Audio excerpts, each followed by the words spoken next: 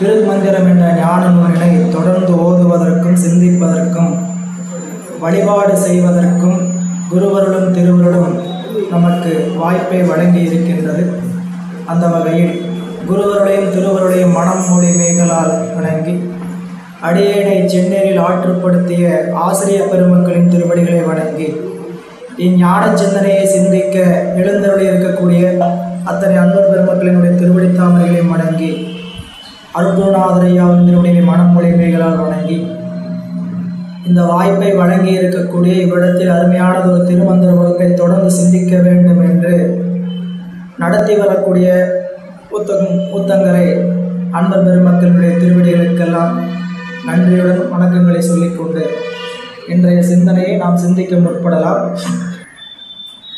நாம் அமர்ந்திருக்கக்கூடிய நாற்காலியில் அசைவில்லாமல் ஒரு 2 நிமிடம் அமர வேண்டும். அப்படி அமர்ந்திருக்கும் போது 4வது நிலையாக இருக்கக்கூடிய பிராணாயாமங்கிறதுக்கு மூச்சு காற்று எங்கே பயணிக்கிறது, நமக்கு மூச்சு காற்று எங்கே பயணம் செய்கிறது என்பதை உற்று நோக்க வேண்டும்.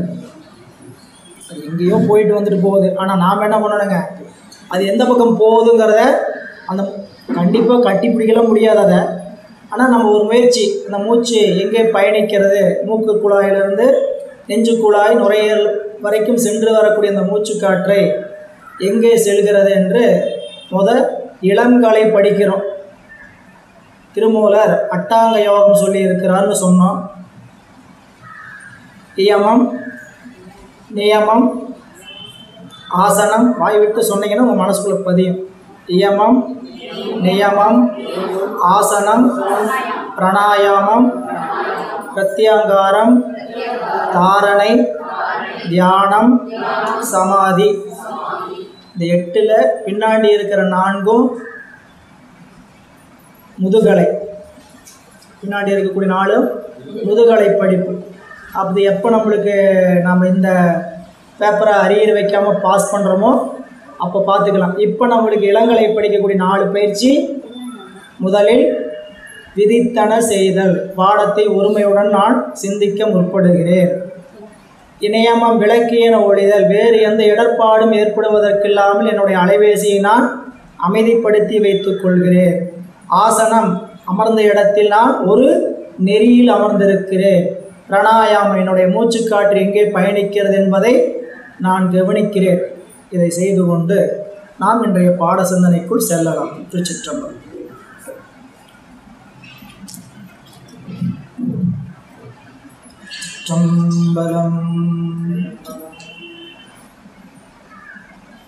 திருச்சிற்றம்பலம். நண்பர்களே, சக்கரவர்த்தி தவராச யோகி என்னும் மிக்க திருமூலன் அருள் வேகும் நாள் இந்நாளோ என்று அருமையானதொரு திருமந்திர சிந்தனை வகுப்பில் மீண்டும் உங்களை சந்திப்பதில் மட்டற்ற மகிழ்ச்சி. இதுவுமே ஒரு ஞான வேள்விதான். நீங்கள் திருக்கோயிலில் போய் இறை வழிபாடு செய்வதும் ஒன்றுதான். இறைவனை சிந்திக்கின்ற ஞான நூல்தனை ஓதல், ஓதுவித்தல், கேட்டல், கேட்பித்தல், ஈனமிலா பொருளதனை சிந்தித்தல், 5ம் இறைவன் அடி அடைவிக்கும் எழில்ஞான பூசை. இறைவனுடைய திருவடியை அடைவிக்கின்ற எழில்ஞான பூசை எதெல்லாம்? ஞான நூல்தனை ஓதுதல், ஓதுவித்தல், கேட்டல், கேட்பித்தல், ஈனமிலா பொருளதனை சிந்தித்தல், 5ம் இறைவன் அடி அடைவிக்கும் எழில்ஞான பூசை. அதனால் அந்த எழில்ஞான பூசனையில் நாம் எல்லாம் கலந்து கொண்டு இருக்கிறோம். திருமந்திரம் 12 திருமுறைகளில் 10ஆம் திருமுறையாக நமக்கு கிடைத்திருக்கக்கூடிய நூல். இந்த வரலாற்றையெல்லாம் பெரும்பான்மை, அதாவது வரலாறுனா இந்த 12 திருமுறைகள் தொகுக்கப்பட்ட வரலாற்றையெல்லாம் நீங்களாம் பெரும்பான்மை கேட்டிருப்பீர்கள் என்பதனால தான் சென்ற வகுப்பில் இந்த 12 திருமுறை பற்றிலாம் நான் விரிவாக ஒன்றும் உங்களுக்கு சொல்லலை. இந்த 12 திருமுறை ஏன் நீங்கள் விரிவாக கேட்டிருப்பீங்கன்னா, எல்லோரும் திருமுறை பயிற்சி வகுப்புங்கிறத ஒன்றில் கேட்டிருக்கலாம். பெரிய புராணம் வகுப்பு தொடக்க வகுப்பில் கேட்டிருந்தீங்கன்னா கேட்டிருக்கலாம். சுருக்கமாக நம்மளுடைய தமிழகத்தில் 3ஆம் நூற்றாண்டு முதல் பல அருளாளர்கள் தோன்றி இறைவனை வழிபடுவதற்கான நெறிகளை பாடல்களாக இறைவனுடைய ஆணையின் வண்ணம் செய்து தந்தார்கள். உலகத்தில் இருக்கக்கூடிய பாடல்கள் இருவகை. ஒன்று எழுதிய பாடல் அப்படின்னு சொல்லப்படுங்க, மற்றொன்று அருளிய பாடல். எழுதிய பாடல் என்பது எல்லா வகை இலக்கணங்களோடும் பாடலை சிந்தித்து அமைப்பதற்கு பேர் எழுதிய பாடல். இன்றைக்கெல்லாம் இலக்கணம் மாறியோட எழுதுகிற பாடல் உண்டு. யாப்பு, அணி, பொருள், சொல், எழுத்து என்ற 5 வகை இலக்கணமும் அமையப்படுவதுதான் செய்யுள். புரியல? அந்த செய்யுள் இன்னைக்கு செய்யக்கூடியவங்க பலவாறு இதெல்லாம் எல்லாமோட செய்கிறாங்க. ஆனால் இது எல்லாமே என்ன நூல், என்ன பாடல்? எழுதிய பாடல். எழுதிய பாடல்னா அமர்ந்து மானே தேனே இடையில ஏதாவது பொன்மானே வேணால் நீ போட்டுக்கோ அப்படின்னு சொல்கிற மாதிரி என்னதுங்க, நாம் யோசிச்சு எழுவது. ஆனால் அருளாளர்கள் அருளிய பாடல்கள்லாம் அவ்வாறு எழுதப்பட்டு யோசித்து எழுதப்பட்டதில்லை. இறைவனுடைய திருமுன்பு நின்றபோது இறைவன் உணர்த்திய அருளின் வண்ணம் அவருடைய அறிவிலிருந்து வெளிப்பட்ட மந்திர சொற்கள். அதனால் இதுக்கு நிறைமொழி மாந்தர் ஆணையில் கிளர்ந்த மறைமொழிதானே மந்திரம். இந்த நூல் எப்படிப்பட்ட நூல்? மந்திர நூல். திருமந்திரம்ங்கிறது தனியாக நூலுக்கு பேராக இருந்தாலும் 12 திருமுறைகளும் நமக்கு மந்திரங்கள் தான். எப்படி? இறைவனுடைய அருளாணையின் வண்ணம் அவர் அருளாளர்களுடைய அறிவில் விளங்கி அதிட்டித்து நின்று அருளச் செய்ய பெற்ற நூல்கள் இந்த நூல்கள். இது 3ஆம் நூற்றாண்டு தொடங்கி 11ஆம் நூற்றாண்டு வரை விரிந்திருக்கிறது. 3ஆம் நூற்றாண்டில் தான் முதல்ல எம்பிராட்டி காரைக்கால் அம்மையார் தான் முதல் திருமுறைகளை நமக்கு கொடுத்து சென்ற தமிழ் புலவர், தமிழ் அருளாளர்.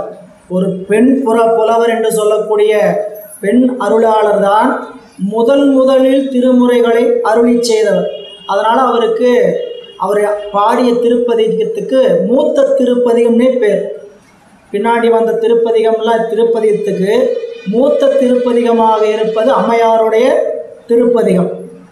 அங்கே தொடங்கி 7ஆம் நூற்றாண்டில் எம்பிரான் திருஞான சம்பந்தமூர்த்தி நாயனாரும் எம்பிரான் திருநாவுக்கரசு நாயனாரும், 9ஆம் நூற்றாண்டில் எம்பிரான் நம்பி ஆரூரரும், பிறகு 11ஆம் நூற்றாண்டு வரைக்கும் வந்த அனைவரும், அதற்கு முன்னதாக பாடப்பட்ட எம்பிரான் மாணிக்கவாசக பெருமான் திருவாய் மலர்ந்தருள் இருக்கக்கூடிய திருவாசகம் திருக்கோவையார் நூல்களும், இவ்வாறு 27 அருளாளர் பெருமக்கள் அருளி செய்தது 12 திருமுறைகள்.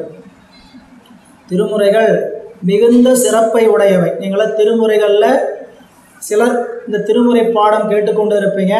சிலருக்கு திருமுறைங்கிற வார்த்தையே என்னங்கிறது புதுமையாக இருக்கலாம். திருமுறை என்பது நாம் இறைவனிடம் செல்வம் வேண்டி பெறுகின்ற முறைப்பாடு. திருமுறை, திரு என்பது செல்வம், செல்வத்தை வேண்டி இறைவனிடம் முறையிடுவதற்கு பெயர் திருமுறை. எந்த செல்வத்தை, நமக்கு எந்த செல்வம் வேண்டுமோ அந்த செல்வம், அது உலகியல் செல்வமாகிய பொருட்செல்வமாகவும் இருக்கலாம்,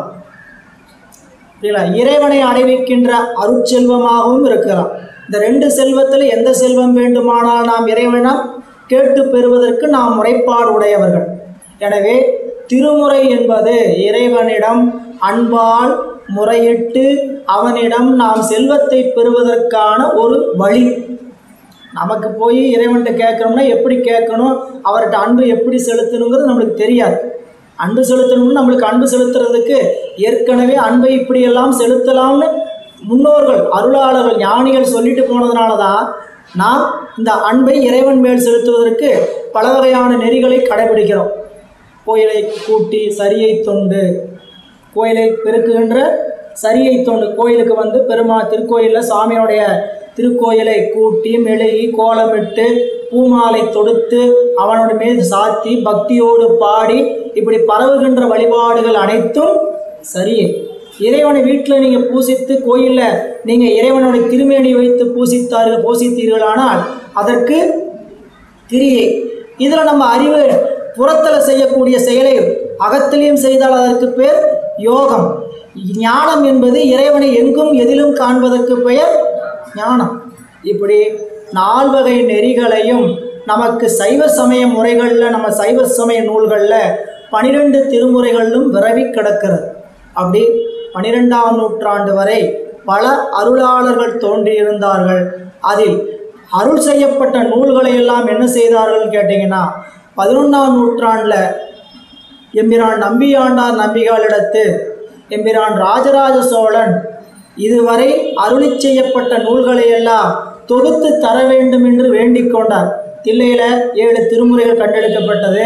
அந்த 7 திருமுறைகள் தில்லையில் கண்டெடுக்கப்பட்ட ஓலைச்சுவடிகளையும் அதற்கு முன்னதாக பாடப்பட்ட எம்பிராட்டி காரைக்காலம்மையார் எம்பிரான் மணிவாசக பெருமானுடைய நூல்களை எல்லாம் பலவாறு சேகரித்து நம் நம்பியாண்டார் நம்பிகள் 11ஆம் திருமுறை வரை தொகுத்திருந்தார். 11ஆம் திருமுறை வரை தொகுத்திருந்தார். இதில் முதல் 3 திருமுறைகள் எம்பிரான் திருஞான சம்பந்த பெருமான் திருவாய் மலர்ந்தருடையது. முதல் 3 திருமுறை திருஞான சம்பந்த பெருமான். இந்த பெயரை சொன்னீங்கன்னா புண்ணியம். திருஞான சம்பந்த பெருமானுங்கிற பெயர் யாராருக்கெல்லாம் இங்கே தெரியாதுங்க. இப்போ நாங்கள் வகுப்புக்கு வந்திருக்கிறோம். இது வரைக்கும் எங்களுக்கு திருஞான சம்பந்தங்கிற பெயரே தெரியாதவங்க யாராவது இருக்கிறீங்களா? அப்பா எல்லாம் தவம் செய்தவர்கள். எம்பிரான் திருஞான சம்பந்தோடைய பெயரை தெரிஞ்சுக்கிற அளவுக்கு இந்த பூமி இருக்குது இல்லைங்களா? ஏன்னா அந்த பெயரை பாண்டிய மன்னன் கூன் பாண்டிய மன்னனுக்கு வெப்பு நோய் வருது. வரலாறு படிச்சிருப்பீங்க. முதல்ல எம்பிரான் ஞான சம்பந்த பெருமான் மதுரைக்குள்ளே வர்றார். எம்பிரான் குலச்சிறை நாயனார் அமைச்சர் அவரை வரவேற்பதற்காக எல்லைக்கு போகிறார். பாண்டிய நாட்டுடைய சூழல் மிகுந்த இக்கட்டான சூழல். எல்லாரும் சமண சமயத்தை சார்ந்திருக்கிறாங்க. வேற்று சமயத்தை, சமண சமயங்கிறதெல்லாம் என்னங்கிறது அப்புறம் பார்த்துக்கலாம். வேற்று சமயத்தை சார்ந்து சைவ சமயத்தை மிகுந்த இழிவு செய்து கொண்டிருக்கிறார்கள். திருஞான சம்பந்தமூர்த்தி நாயனார் திருமதுரைக்கு ஆலவாய்க்கு எழுந்தருளி இருக்கிறார்கள் செய்தியை சமணர்கள் அறிந்து பொறாமையின் காரணமாக நாட்டை ஆண்ட அரசன் பூம்பாண்டியன் சமண சமயத்தை சார்ந்திருந்தனால அவனிடத்தில் சென்று இப்படி முறையிடுகிறார்கள். ஒரு அந்தணச் சிறுவன் வந்திருக்கின்றான்.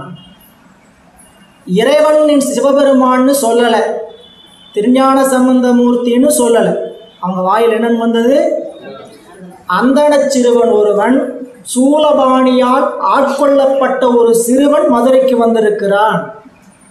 திருஞான சம்பந்தங்கிற பெயரை சொல்ல வேண்டுமானால் தவம் வேண்டும். திருஞான சம்பந்தமூர்த்தி நாயனாருடைய பெயரை கேட்க வேண்டுமானால் தவம் வேண்டும். இப்போ கூன்பாண்டியனுக்கு முதல்ல இப்படி ஒருத்தர் வந்திருக்கிறார்னு யார் சொல்கிறாங்க? சமணர்கள் போய் சொல்கிறாங்க. புரியல? இப்போ சமணர்கள் அவருடைய பெயரை உச்சரிக்கலை. அங்கே நடந்த வரலாறுகளும் உங்களுக்கு தெரியும். பாண்டிய மன்னனுடைய அனுமதியின் பேரில் சம்பந்தமூர்த்தி நாயனார் தங்கியிருந்த திருமணத்துக்கு நெருப்பு வச்சுட்டாங்க. இந்த நெருப்பு வைத்தவர்கள் யாரோ அவர்களை சென்று இந்த நெருப்பு பற்ற வேண்டும் என்று சொல்லவில்லை. பிள்ளையார் இந்த நெருப்பை வைப்பதற்கு யார் காரணமோ அவர்களை சென்று இந்த நெருப்பு பையவே பற்றுக, பையவே பற்றுக சொல்லிட்டாரா? அவருக்கு போய் பற்றிச்சா? அரசருக்கு உடம்பெல்லாம் அம்மை போட்டுக்குச்சு. வெப்பு நோய். கூன்பாண்டிய மன்னனுக்கு வெப்பு நோய். சமணர்கள் பல வகையாக முயற்சி பண்ணி நோய் தீரலை. குண்டியிலேருந்து மந்திரத்தை சொல்லி தண்ணியை தெளித்தாங்க. மேலே பெட்ரோல் ஊற்றுற மாதிரி எரியுதம்மா. மயில் தோகையை வைத்து தடவி விட்டாங்களாமா, நல்லா குழு குழுன்னு இருக்குன்ட்டு. முள்ளெடுத்து குத்துற மாதிரியே இருக்குதுங்களாம். அரசர் வெகுண்டு எல்லாரையும் ஓரமாக போங்கன்னு சொல்லும்போது எம்பிராட்டி மங்கையர்க்கரசியார் எம்பிரான் திருஞான சம்பந்த பெருமானை அழைத்தால் இந்த நோய் தீரும் அப்படின்னு ஒரு வார்த்தையை சொன்னாங்க. இந்த வார்த்தை போய் காதில் பூந்துச்சுங்களாம். எம்பிரான் திருஞான சம்பந்தர்கிற பெயர் கூன்பாண்டிய மன்னனுடைய செவியில் புகுந்த போது படுத்த படுக்கையாக எழுக்க முடியாமல் இருந்த மன்னன் சற்றே நிமிர்ந்து அவரை வேணால் வர சொல்லுங்களேன், அவரை வேண்டுமானால் வர சொல்லுங்களேன் அப்படின்னு சொல்லுகிற அளவுக்கு ஆற்றல் பெற்றாராம். அப்போது முதல்ல சொன்னவருக்கு சொல்வதற்கு தவமில்லை, சொல்வதை கேட்பதற்கு அரசனுக்கு அப்போது தவமில்லை. யார் வந்து சொல்லி யார் கேட்க வேண்டும் என்ற தவம் உண்டு. யார் சொன்னாலும் மந்திரம் உள்ள போகாது. அப்போ பிள்ளையாருடைய திருநாமத்தை அறிந்திருக்கக்கூடிய காரணத்தினால் அம்மையார் சொன்னாங்க, எம்பிரான் திருஞான சம்பந்த மூர்த்தி நாயனாரே உங்களுடைய நோய் தீர்க்க வல்லவர் அப்படின்னு வர சொன்னார். மந்திரமாவது நீர் அப்படி பதிகம்பாடி நோயெல்லாம் நீக்கினார்கள் என்று உங்களுக்கெல்லாம் வரலாறு தெரியும். இருந்தாலும் பிள்ளையாருடைய திருநாமத்தை உயர்ந்ததாக போற்றுகின்ற இடங்கள் பல. பெரிய புராணத்தில் புராணம் பாதி பிள்ளை பாதி, புராணம் பாதி பிள்ளை அப்படின்னா 4286 பாடல்களில் 1256 பாடல்கள் பிள்ளையாருடைய வரலாறு மட்டும். 63 பேருக்கு எத்தனை பாட்டு? 4286. அதில் ஒருத்தருக்கு மட்டுமே எத்தனை பாடல்? 1256 பாடல். அவ்வளவு நீண்ட புரட்சி தமிழகத்தில் செய்தவர் பிள்ளையார்.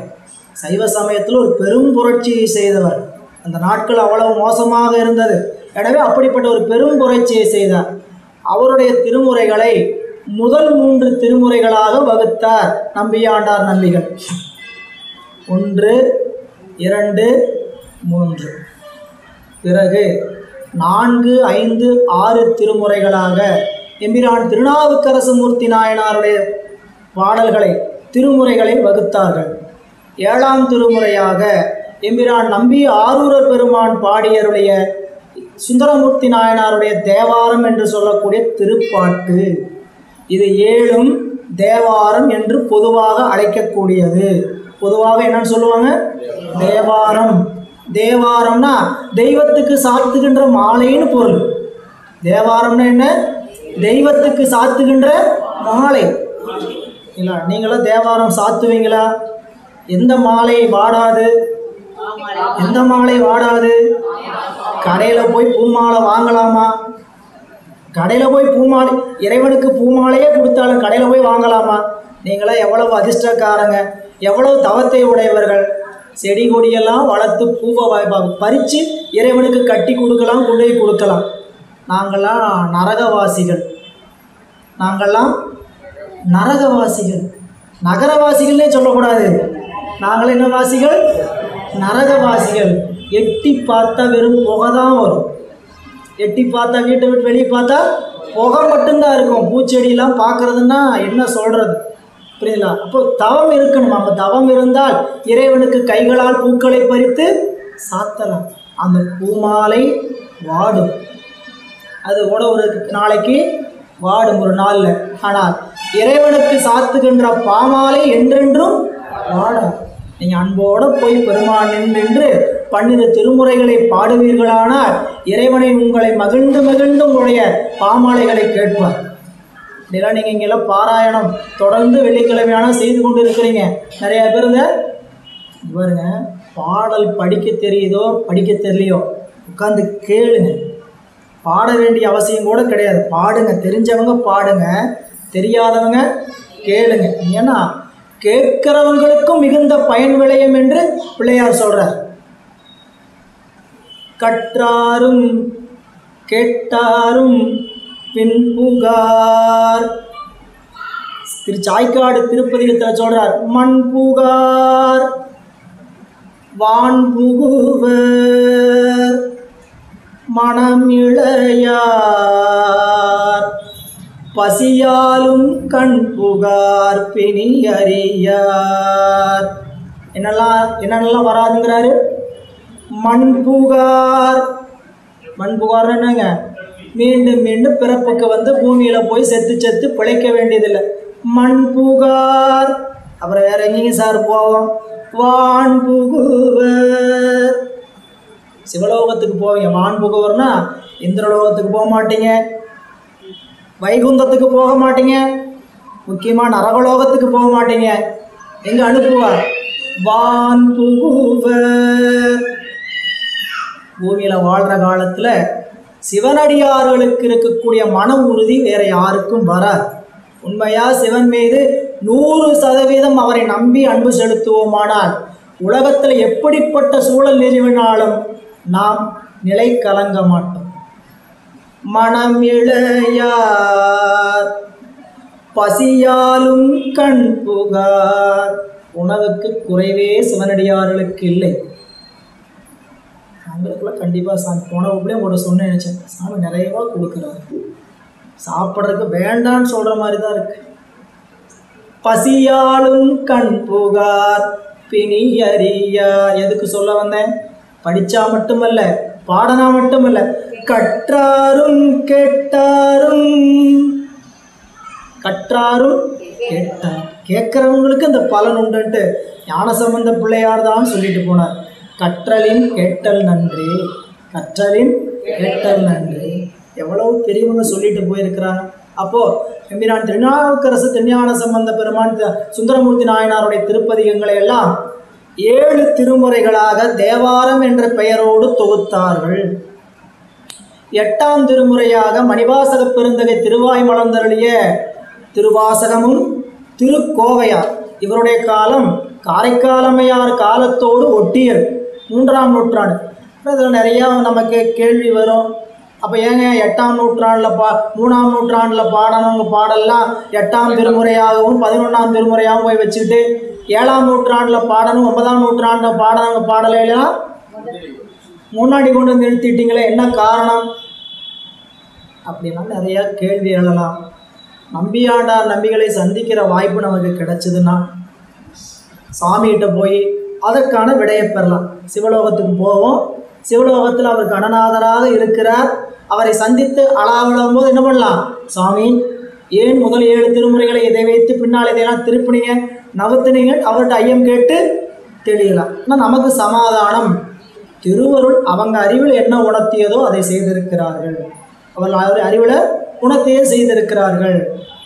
எனவே 8ஆம் திருமுறையாக திருவாசகமும் பாவை பாடிய வாயால் கோவை பாடுக என்று திருக்கோவையாரும் அருளை செய்தார் எம்பிரான் திருஞான எம்பிரான் மாணிக்க வாசக பெருமான். அதற்கு பின்னதாக நம்ம திரு இசைப்பா திருப்பல்லாண்டு 9ஆம் திருமுறை.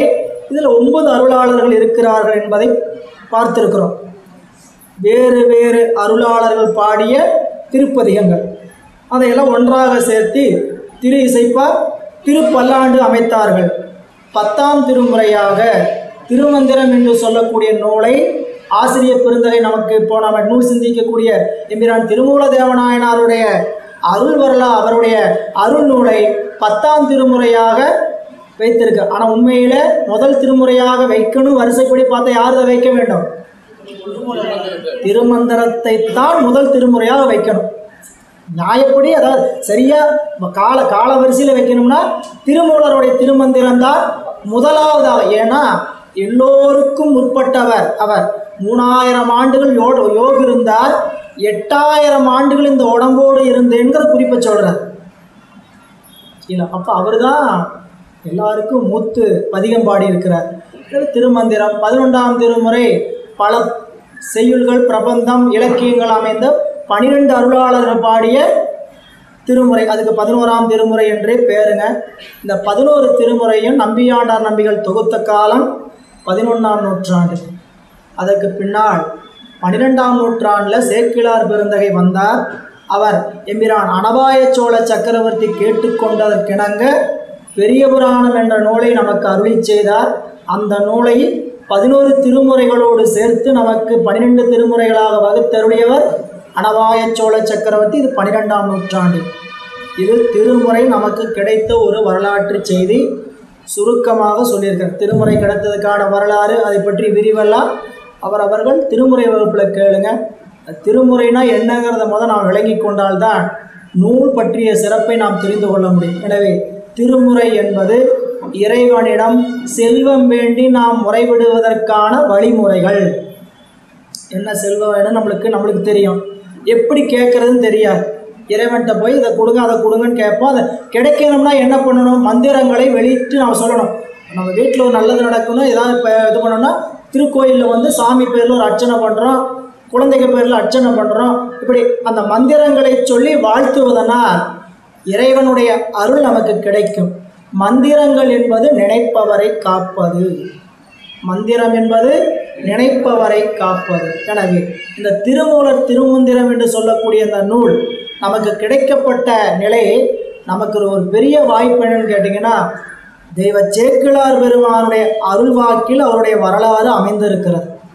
அவருடைய வரலாறு சேக்கிழார் பெருமானுடைய வாய்மொழியால் நமக்கு கிடைத்தது தான் பெரும் கருணை. அதற்கு காரணம் திருத்தொண்டத் தொகையில் எம்பிரான் நம்பி ஆரூரராகிய சுந்தரர் அவருடைய திருநாமத்தை நமக்கு வழங்கி இருக்கிறார். திருத்தொண்டத் தொகையில் இருக்கக்கூடிய 11 பாடலில் 5வது பாடலில் வம்பரா வரிவண்டு மனம் நார மலரும் மதுமலனர் கொன்றையான் அடியலால் பேணா எம்பிரான் சம்பந்தன் அடியார்க்கும் அடியேன் ஏயர்கோன் கலிக்காவன் அடியார்க்கும் அடியேன் நம்பிரான் திருமூலன் அடியார்க்கும் அடியேன். சுந்தரமூர்த்தி நாயனார் அவரை என்னன்னு சொல்றாரு? நம்பிரான். திருஞான சம்பந்த பெருமானை சொல்லும்போது என்னன்னு சொன்னாரு? எம்பிரான், எனக்கு சொந்தமானவன்னு சொன்னது மாதிரி சொல்லியிருந்தாலும் திருமூல தேவநாயனாரை சொல்லும்போது மட்டும் எப்படி சொல்லிட்டாருங்க? நம்பிரான். அப்படின்னா நமக்கு எல்லோருக்கும் உரியவர் அப்படின்னு சொல்ல காரணம், சுந்தரமூர்த்தி நாயனார் இந்த உலகிற்கு யோக நெறியை விரிவாக்க சொல்லி நமக்கு வந்தவர், யோக நெறியை உணர்த்த வந்தவர் சுந்தரமூர்த்தி நாயனார். எல்லாருமே எல்லா நெறியும் கடைபிடிச்சு வந்தாலும் ஒவ்வொருவருக்கும் ஒரு சிறப்பான நெறி சொல்லப்படும். இப்போ திருஞான சம்பந்த பிள்ளையார்னா அவருடைய மார்க்கம் தத்புத்திர மார்க்கம். இறைவனை தந்தையாகவும் தன்னை பிள்ளையாகவும் கொண்ட நெறி பிள்ளையார் கொண்ட நெறி. 4 பேர் கோயிலில் நிற்கிறாங்க, 4 பேர் காட்டிய வழியில் போப்பான்னு சொல்கிறாங்க. என்ன 4 பேர் காட்டிய வழி? ஒருத்தர் இறைவனை தந்தையாக பார்த்தார், ஒருவர் இறைவனை தலைவனாக பார்த்தார், ஒருவர் இறைவனை நண்பனாக பார்த்தார், ஒருவர் இறைவனை தன்னுடைய நாயகனாக பார்த்தார், காதலனாக தன்னுடைய உடையவனாக பார்த்தார். 4 பேர் காட்டிய நெறினா இந்த 4ல் ஏதாவது ஒரு நெறியில் இறைவனோடு நமக்கு உறவு இருக்கணும். அப்படி உறவுகோள் நட்டு உணர்வு கயிற்றினால் முருக வாங்கி கடைய முன்னிற்பார் சிவம். இறைவனோடு எப்படி இருக்கணும்? எந்த உறவுமே இல்லையா? நீங்கள் போய் எப்படி சாமியை வழிபாட்டில் நிற்பீங்க? சாமி வணக்கம் வணக்கம் அப்படின்னு சொல்றதோட அப்பா அப்பா ஐயா அத்தா தந்தையே ஏதாவது சொல்லி அவரை அழைச்சோம்னா எப்படி யோசிச்சு பாருங்க. என்னுடைய காதலனே எல்லாமே சொல்லியிருக்காரு அப்பர் சுவாமி. எல்லாமே நீ தான், அப்பன் நீ அம்மை நீ ஐயனும் நீ அன்புடைய மாமனும் மாமியும் நீ ஒப்புடைய மாதரும் பொன்பொருளும் நீ ஒரு குலமும் சுற்றமும் போரூரும் நீ துய்ப்பனவும் பொய்ப்பனவும் தோற்றுவாய் நீ துணையாயின் நெஞ்சம் தூரப்பிப்பாய் நீ இப்பொன்னி இம்மணினி இம்முத்தும் நீ இறைவன் நீ ஏறோந்த செல்வன் நீயே. இந்த பாட்டில் இறைவனை பற்றி சொல்லாதது ஏதாவது உண்டா? நீங்கள் உலகத்தில் என்னென்னலாம் விரும்புவீங்களோ அத்தனை வார்த்தையும் வச்சுட்டார். அப்பன் நீ அப்பா நீ தான், அம்மை நீ அம்மா நீ தான், ஐயன் நீ தலைவன் நீ தான், அன்புடைய மாமனும் மாமியும் நீ மாமா மாமியும் நீ ஒப்புடைய மாதரும் சரிங்களா நான் விரும்புகிற காதலியாக ஒப்புடைய மாதரும் ஒன் பொருளும் ஒப்பற்ற பொருளாகவும் விளங்கும் நீ துய்ப்பனவும் உய்ப்பனவும் தோற்றுவாய் நீ. நான் அனுபவிப்பதற்கு என்னென்னலாம் இந்த உலகத்தில் இருக்குதோ அத்தனையும் கொடுப்பவன் நீப்பா. துய்ப்பனவும் உய்ப்பனவும் தோற்றுவாய் நீ துணையாய் என் நெஞ்சம் துறப்பிப்பாய் நீ. என்னுடைய நெஞ்சத்தை என்ன பண்ணுவ? கூடையே இருந்து நடத்தக்கூடியவன் நீ. இப்புண்ணி இம்மணி நீ இம்முத்தும் நீ இறைவன் நீ ஏறூர்ந்த செல்வன் நீ சிவபெருமானே. இவ்வளவு அழகாக காதலி எல்லாருமே, நான் அப்பர் சுவாமியில் பாட்டு மட்டும் தான் சொல்லியிருக்கிறேன், எல்லாருமே அருளாளர்கள் எல்லாருமே தாயும் நீயே தந்தை நீயே சங்கரனே நீ அப்படின்னார். மாணிக்க வாசக பெருமான் அம்மையே அப்பா ஒப்பிலா மணியேனார். புரியலா? இப்போ எல்லாமாகவும் இறைவன் தான் இருக்க முடியும். புரியலா? நீங்கள் எல்லாமாவே இறைவன் தான் இருக்க முடியறதுக்கு நீங்கள் எல்லாரையும் அண்ணன் சொல்லலாம், எல்லாரையும் தம்பின்னு சொல்லலாம், தங்கைன்னு சொல்லலாம், அக்கான்னு சொல்லலாம், சரிங்களா, அப்பான்னு சொல்லலாம், அம்மான்னு சொல்லலாம், சரிங்களா. ஆனால் மனைவின்னு சொல்ல முடியுமா? கணவன் சொல்ல முடியுமா? ஆனால் யாரை சொல்லலாம்? கடவுள். அவர் எல்லாருக்கும் உடையவனாக இருக்கிறார். நாம் அடைய வேண்டிய நாயகன் யார் என்றால் சிவன். மணிவாசகருடைய வரலாறு அதைத்தான் சொல்லுகிறது. சரிங்களா. அதனால தான் அவர் நாயகன் நாயகி இல்லை. அப்போது பிள்ளையார் அவர்கள் இறைவனை எப்படி அணுகினார்? அவரை தந்தையாகவும் தன்னை மகனாகவும் பிள்ளையாகவும் கொண்டார். அதுக்கு பேர் சத்புத்திர மார்க்கம். சத்புத்திர மார்க்கம். திருநாவுக்கரசு பெருமான் தாச மார்க்கம். தன் தலைவனாக இறைவனை எஜமானனாக கொண்டார், தன்னை அடிமையாக வேலைக்காரனாக கொண்டார். அதுக்கு பேர் தாச மார்க்கம். அடுத்தது சக மார்க்கம். நண்பனாக தோழமை நெறி சக மார்க்கமாக கொண்டவர் இம்பிரான் சுந்தரமூர்த்தி நாயனார். மாணிக்க வாசக பெருமான் சன்மார்க்கம் ஞான மார்க்கம் என்று சொல்லக்கூடிய இறைவனை தலைவனாகவும் தன்னை நாயகியாகும், நாயகன் நாயகி, இப்படி 4 பேர் 4 நெறிகளை காட்டினார்கள். அன்பர்களே, இந்த 12 திருமுறைகளில் இந்த 27 அருளாசிரியர் பெருமக்களும் நமக்கு வாழ்வில் நாம் பெற வேண்டிய இகவர சௌபாக்கியம் அனைத்தையும் பெறுவதற்கான வழிமுறைகளோடு பாடியதுதான் திருமுறை. திருமுறை பாடணும் என்னங்க கிடைக்கும்? இன்றைய நாட்களில் உங்களுக்கு என்ன வேணும்? எல்லாருக்கும் என்ன வேணும்? எல்லாருக்கும் என்ன வேணும்? செல்வம் தான் வேணும். அது இருந்தால் போதுங்க ஐயா, காசு இருந்தால் போதும், கடவுளையே வாங்கலாம். அப்படிதான் பல பேரோட நினைப்பு. காசு இருந்தால் போதும், கடவுளையே வாங்கலாம் அப்படின்ட்டு. இல்லை, செல்வம் மட்டுமே உலகத்திற்கு நிலையானது கிடையாது. இந்த உலகத்திற்கு அந்த செல்வம் தேவையாக இருந்தாலும் அந்த செல்வம் என்பது என்னதுங்க? நிலையில்லாதது. இதையெல்லாம் திருமூலர் தெளிவாக சொல்கிறார் நமக்கு.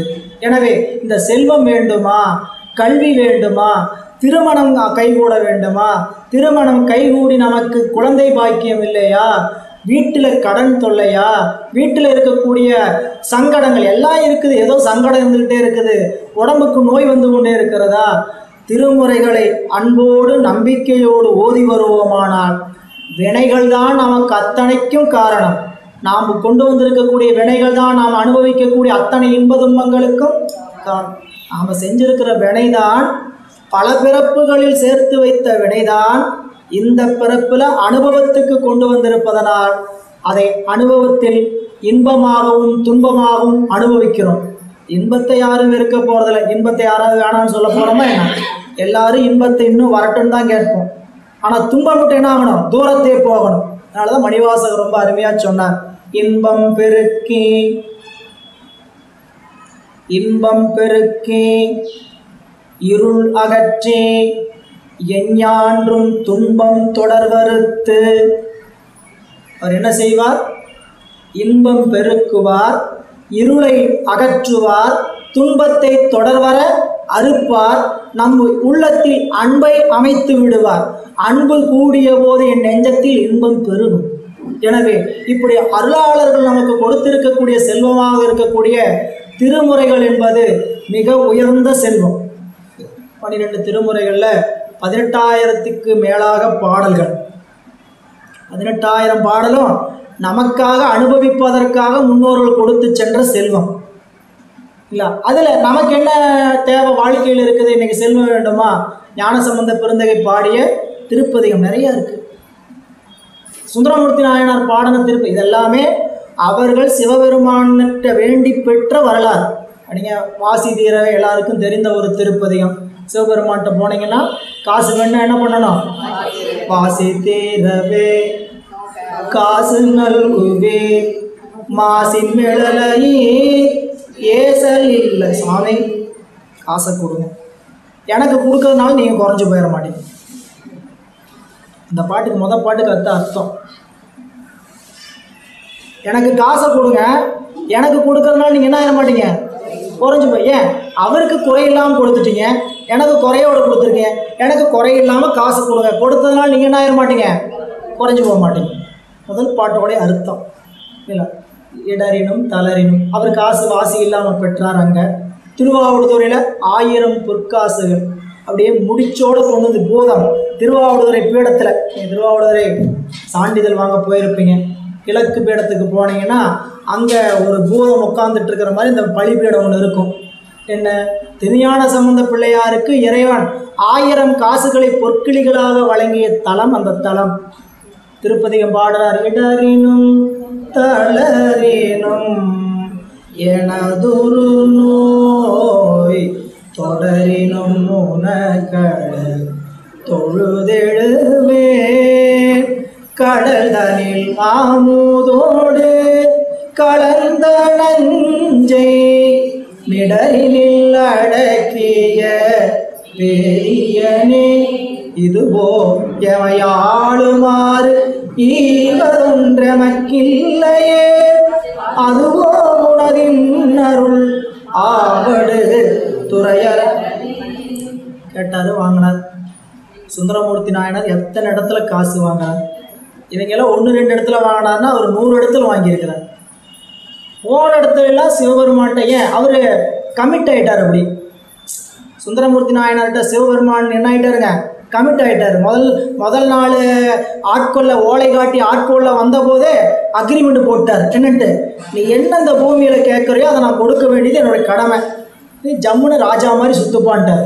திருமணம் நடப்பதற்காக ஞான சம்பந்த பிள்ளையார் பாடினார். நம்மளுடைய அப்பர் சுவாமிகள் திருமணஞ்சேரி திருப்பதிகம் பாடினார். திருஞான சம்பந்த பெருமான் திருமருகல்ல திருப்பதிகம், திருவேதிக்குடியில் திருப்பதிகம், எத்தனை திருத்தலங்கள். அவர் எல்லாம் திருமணம் ஆவதற்காக பாடினது மட்டுமல்ல, அந்த திருத்தலத்தில் அடியவர்களுக்கு திருமணம் செய்து வைத்து அவருடைய திருப்பதிகம் அந்த திருப்பதிகம். வரலாறுலாம் விரிந்து நீங்கள் பெரிய புராணத்தில் படிக்க வேண்டிய அற்புதமான செய்திகள். அப்போ பிள்ளையார் பாடிய திருமணப்பதிகம் இப்படி பலவாறு திருமணத்துக்கு தடை கை கொடுவதற்கு வினை நீங்க வேண்டும். திருமுறைகள் படிப்பதனுடைய நோக்கமே என்னன்னு கேட்டிங்கன்னா வினை நீங்குவதற்காகத்தான். பெரும்பான்மையாக திருஞான சம்பந்த பிள்ளையாருடைய திருப்பதிகம் படிச்சிங்கன்னா திருப்பதிகத்துடைய கடைசி பாடலில் இந்த பதிகம் பாடுவதனால் என்ன பலன் திருக்கடைக்காப்பு சொல்லியிருப்பார். திருக்கடைக்காப்புனா அந்த பதிகத்தை பாடுவதனால் என்ன பலன். ஒவ்வொரு பதிகத்திலையும் இந்த பதிகத்தை நீங்கள் பாடுங்க, பாடினா உங்களுக்கு இந்த பலன் விளையும். நீங்களாம் பிரதோஷத்துக்கு போகும்போது பாடுவீங்க. பேரு தோழி பங்கன் விடம் உண்ட கண்டன் மிக நல்ல வேணி தடவி மாசரு திங்கள் கங்கை முடிமேல் அணிந்து என் உளமே புகுந்ததனால் ஞாயிறு திங்கள் செவ்வாய் புதன் வியாழன் வெள்ளி சனிவாம் 2 உடனே ஆசரு நல்ல நல்ல அவை நல்ல நல்ல அடியார் அவருக்கு மிகவே தேனமர் பொழில்கொளாலை விளை சென்ற துண்ணி வள செம்புடெங்கம் நிகழ நான் முகனாதியாய பிரமாபுரத்து மறைஞான ஞான முனிவன் தான் ஒரு போலும் நாளும் அடியாரை வந்து நலியாத வண்ண முறை செய் ஆன சொல் மாலை போதும் அடியார்கள் வானில் அரசாழ்வர் ஆணை நமதே. உங்கள் வினை போகும். வானில் போய் அரசாள்னா பரவாயில்ல, வீட்டில் இருக்கக்கூடிய நிலையில் யாரும் நம்மளை டிஸ்டர்ப் பண்ணாமல் இருந்தால் போதும். புரியல? கடங்காரன் வீட்டுக்காரன், என்ன கடங்காரன்னு சொல்லும்போதே வீட்டுக்காரனையும் சேர்த்து சொல்கிறீங்க, கடங்காரன் சொல்லும்போது வீட்டுக்காரனையும் சேர்த்து சொல்கிறீங்க. சரி, எனவே இந்த வீட்டில் இடையூறு, வீட்டிலேருந்து தொடங்குற இடையூறுலாம் இல்லாமல் இருக்கும். சரிங்களா? இந்த கோளறு பதிகம் வெளியிலேருந்து வரக்கூடிய இடையூறு, அப்புறம் வீட்டில் தொடங்குற இடையூறுலாம் இல்லாமல் இருக்கணும் இல்லையா? அப்படி இடையூறுகள் இல்லாமல் செய்யக்கூடிய திருப்பதிகம் நிறைய பதிகம். ஒவ்வொரு பதிகம் மறையுடையாய் படிச்சிங்கன்னா விண்ணிடவல்ல வார்சடையான் மேய நடுங்களத்தை சேடர் வாழும் மாமருகில் சிறபுற கோணலத்தால் நாடவல்ல பணுவல் மாலை ஞான சம்பந்தன் சொன்ன பாடல் 10 பாடவல்லார் பாவம் மறையுமே. ஏங்க இந்த 10 பாட்டை பாடுனா பாவம், செஞ்ச பாவம் போகுன்னா, செஞ்ச பாவம் போகிறதுக்கு எங்கெங்கெல்லாம் போய் விழுகிறோம், யாராருக்காலாம் போய் விழுகிறோம், என்னென்ன பரிகாரத்தையெல்லாம் செய்கிறோம், ஆயிரமாக போய் கொட்டி கொட்டி பரிகாரம் செய்கிறோம். அப்படியா செய்ய சொன்னால் ஞான சம்பந்த பெருமான் இந்த 10 பாட்டை திருநெடுங்கலநாதரை நினைத்து படி, நாள்தோறும் படி, செய்த பாவம் பறையுங்கிறார். சரி, சொன்னவர் யார்? சும்மா சாதாரணமானவரா? சொன்னவர் சாதாரணமானவரா? இறைவனுடைய திருவருள் ஞானம் பெற்றவர். நம்புங்க, இறைவனுடைய திருவருள் ஞானம் பெற்றவர், சுவாமிகிட்ட நேரடியாக ஞானப்பால் உண்டு திருஞானம் பெற்றவர் தான் என்ன சொல்கிறாருங்க, இந்த 10 பாடல்களை பாடினால் உங்களுக்கு பாவம் பறையும். நல்லா கவனிங்க. யாரையும் குறை சொல்றதா நினைக்க வேண்டாம். யாரையும் குறை சொல்றதா நினைக்கிறான். நீங்கள் ஒரு மந்திரம் ஏதாவது ஒன்று படிச்சுட்டு வீட்டில் சொல்லுங்கன்னு சொல்கிறாங்க. காயத்ரி மந்திரமோ ஏதாவது ஒரு மந்திரம் சொன்னால் இந்த பலன் விளையும், நீங்கள் சொல்லுங்கள் அப்படின்னு சொல்கிறாங்க. மிருத்யுஞ்ச மந்திரம் ஏதோ மந்திரம் சொல்கிறாங்க இல்லைங்களா, அந்த மந்திரத்தையெல்லாம் சொன்னால் பலன் விளையும் சொல்கிறாங்க. இந்த மந்திரத்தினுடைய பொருளை தெரிந்து யாராவது சொல்கிறோமா? யாராவது பொருள் தெரிஞ்சு சொல்கிறோமா? ஓம் ஓம் பவாஸ்வக அப்படின்னோம்னா என்ன அப்படின்னா யாருக்காவது தெரியுமா? யாருக்காவது தெரியுமா? குரு பிரம்மா குரு பிரசு எல்லாம் படிக்கிறோம். சில மந்திரத்துக்கு 1-2 பேர் தெரியும். ஆனால் மந்திரம் என்பது உணர்ந்து சொல்ல வேண்டும், தெரிந்து சொல்ல வேண்டும். அதை நம்ம அறிவினால் சொல்லணும்னா எத்தனை மந்திரங்கள் நமக்கு கொடுத்துட்டு போயிருக்கிறாங்க. நீங்கள் 18,426 பாடல்களும் நமக்கு மந்திரங்கள். நீங்கள் ஒரு நெடுங்கலை பதிகம் இடர்களையும் பதிகம் பாடுறீங்க. மறையுடையாய் தோல், யாருக்காவது சொல்லுல பொருள் புரியலினா சொல்லுங்க, நான் படிக்க தான் செய்கிறேன், பொருள்லாம் சொல்கிறேன். மறையுடையாய் தோலுடையாய் வார்சடை மேல் வளரும் பிறையுடையாய் பிஞகனே என்று உன்னை பேசி நல்லால் குறையுடையார் குற்றமோராய் கொள்கையினால் உயர்ந்த நிறையுடையார் இடர்களையாய் நெடுங்கலம் நேயவனே கனைத்தெழுந்த வெண்திரை சூழ் கடலிடை நஞ்சு தன்னை திணைத்தனையாம் இடற்றில் வைத்த திருந்திய தேவனின்னை மனத்தகத்தோர் பாடலாடல் பேணி இராப்பகலும் நினைத்து எழுவார் இடர்களையாய் நெடுங்கலம் மேயவனே நின்னடியே வழிபடுவான் நிமலா நினைக்கருத என்னடியான் உயிரை வவ்வே என்று அடற்குற்றுதைத்த பொன்னடியே பரவினாலும் பூகொடு நீர் சுமக்கும் நின்னடியார் இடர்களையாய். சாமிகிட்ட போய் சொன்னான், முன்னாடி உட்காந்து சொன்னான். அந்த இடர் போகுதோ போகலையோ, சொன்னதுனால நெஞ்சில் இருக்க துயரெல்லாம் போகுதா இல்லையா? ஆனால் அந்த துயர சாமி அப்புறம் நீக்கிறாரு. அவர் எப்பயோ நீக்க போறாரு. இப்போ என் நெஞ்சத்திலிருந்து போய் ஆட்டு கொட்டிட்டு இருக்கிறேன், சிவபெருமான்கிட்ட போய் கொட்டுறேன்.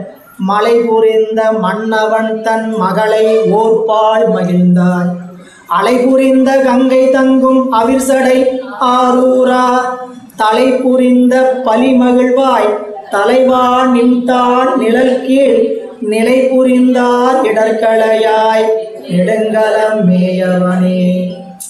எவ்வளவு அருமையா ஒவ்வொரு பாடலும் நீங்கள் திருமுறைகளை படித்தீங்கன்னா அந்த பெருமக்கள் உள்ளத்திலும் சாமி கிட்ட நமக்காக இடைத்தரகர்களாக நின்று பேசிட்டு இருப்பாங்க. மீடியேட்டர் அவங்க யாரு? நமக்கு இடைத்தரகர் அப்படின்னு குறைவாக மதிப்பிட்டுறாதீங்க. நமக்கு யாரையும் இடைத்தரகராக வச்சு நம்ம மந்திரம் சொல்லிட்டு இருக்கிறோம். போய் 5 ரூபாய்க்கு எழுதி சீட்டில் கொடுத்து என்ன பண்ணுறோம்? குறையில்லை, உங்களுக்கு தெரியாது, இவ்வளோ நாள் தெரியாதனால என்ன பண்ணுறான்? சீட்டில் நான் இன்னாரு, இந்த நட்சத்திரம், இந்த ஊர்லேருந்து வரேன், எனக்கு இந்த குடும்பம், இத்தனை பேர் பிறந்திருக்கிறாங்க, இத்தனை பேருக்கு இந்த நட்சத்திரம் சொல்கிறான். சாமிக்கெல்லாம் தெரியுமா தெரியாதா? எழுதி கொடுக்குறோம். இப்போ நீங்கள் யாரையும் வைக்க வேண்டியதில்லை. சிவபெருமான்கிட்ட போய் என்ன பண்ணலாம்? வேற்றாகி விண்ணாகி நின்றாய் போற்றி மேலாமே ஆள் என்னை கொண்டாய் போற்றி ஊற்றாகி உள்ளே ஒளித்தாய் போற்றி ஓவாத சத்தத்து ஒளியே போற்றி. அப்படி திருமுறைகளை போய் பாடனா இறைவன் மகிழ்ந்து மகிழ்ந்து மகிழ்ந்து நமக்கு செல்வங்களை வாரி வாரி வாரி வாரி வழங்குவான். செல்வங்கள்லாம் கிடைக்கலைன்னாலும் கிடைக்கும்.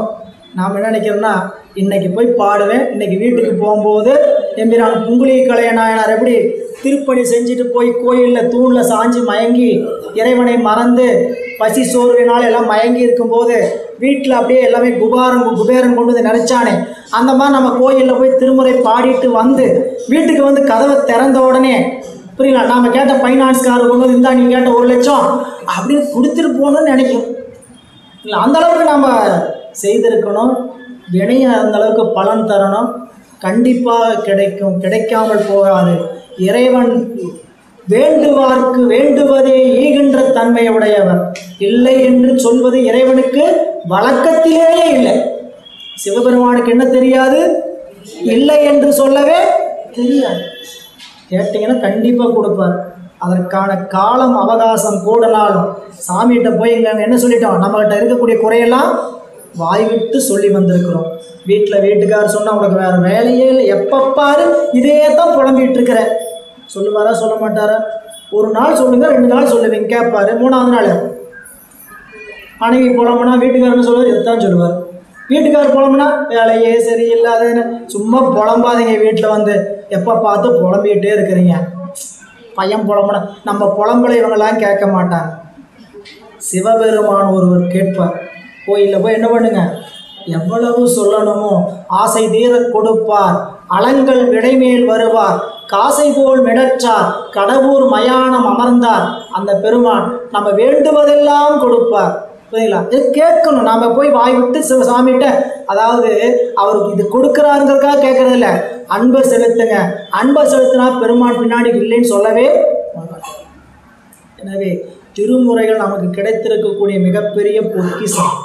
சரிங்களா? வாழ்நாளில் ஒரு திருமுறை படிக்க வேண்டுமானால் நாம் பல பிறப்புகளில் தவம் செய்திருக்கணும். அந்த வகையில் நாம் இந்த 12 திருமுறைகளில் 10ஆம் திருமுறையாக இருக்கக்கூடிய திருமூல தேவநாயனாருடைய திருமந்திரத்தை சிந்திப்பதற்கு தொடங்கி இருக்கின்றோம்.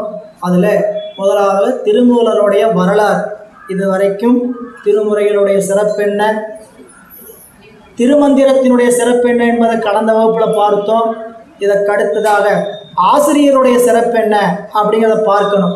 ஆசிரியருடைய சிறப்பை நூல்களில் நிறைய விரிவாக இருந்தாலும் திருவருள் உணர்த்திய வண்ணம் தெய்வ சேக்கிழார் பெருமானுடைய வாக்கில் அவருடைய வரலாறு எப்படி சொல்லப்படுகிறது, முழுமையான விரிவான வரலாறாக நான் சொல்ல போகிறதில்ல, சுருக்கமாக படிப்போம். இந்த பாடலுக்கான சுருங்கிய கருத்து, அதாவது ரசமாக ஜூஸாக கொடுத்துடலாம். ஏன்னா ஒவ்வொரு பாட்டிலையும் ஒவ்வொரு சொல்லுக்கு விளக்கம் சொல்கிறதில்ல. ஏன்னா ஏறத்தாழ 28 பாடல்கள் அவருடைய வரலாறு. இந்த வரலாற்றை நாம் சிந்திக்க தொடங்கலாம். அன்பர்கள், உங்கள்கிட்ட பெரிய புராணம் புத்தகம் இருந்தால் திருமூல தேவநாயனாருடைய வரலாற்று பகுதி எடுத்துக்கங்க. இல்லை என்றால் saivam.org ஆப்பை டவுன்லோட் செய்தவர்கள் அதில் திருமூலர் வரலாறு, திருமூலர் என்று சொல்லக்கூடிய அவருடைய பகுதி, அந்த பகுதியை எத்தனாவது இருக்குது ஐயா? சைவம்.ல 36வது சொல்கிறாங்க. 36 திருமூல தேவநாயனாருடைய புராணம். திருமந்திரம் அல்ல, திருமூலருடைய வரலாறு. திருமூலருடைய வரலாறு saivam.org. திருமந்திரம் புத்தகத்தில் இருக்காது. நீங்கள் வாங்கின திருமந்திர புத்தகத்தில் தேட வேண்டாம். திருமந்திர புத்தகத்தில் அவருடைய வரலாறு இருக்காது. நாம் அதனால தான் நேற்றே குழுவில் நம்மளுடைய ஊத்தங்கரை சைவ சித்தாந்த இது திருமந்திர வகுப்பு குழுவில் இந்த ஆப்பை டவுன்லோட் பண்ணிக்கிங்கன்ட்டு கஜலட்சுமி அம்மா போட்டிருப்பாங்க. அந்த இதை நீங்கள் பார்த்து எடுத்தீங்கன்னா பெரிய புராணத்தில்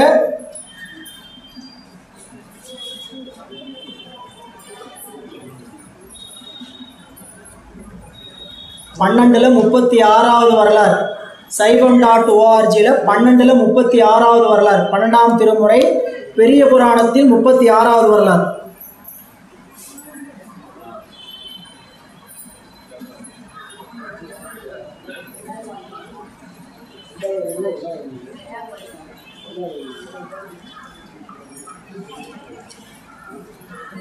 அது 2வது தொகுதியில் இருக்கும். முதல் தொகுதியில் இருக்காது நூல். முதல் தொகுதியில் அந்த பாடல் இருக்காது.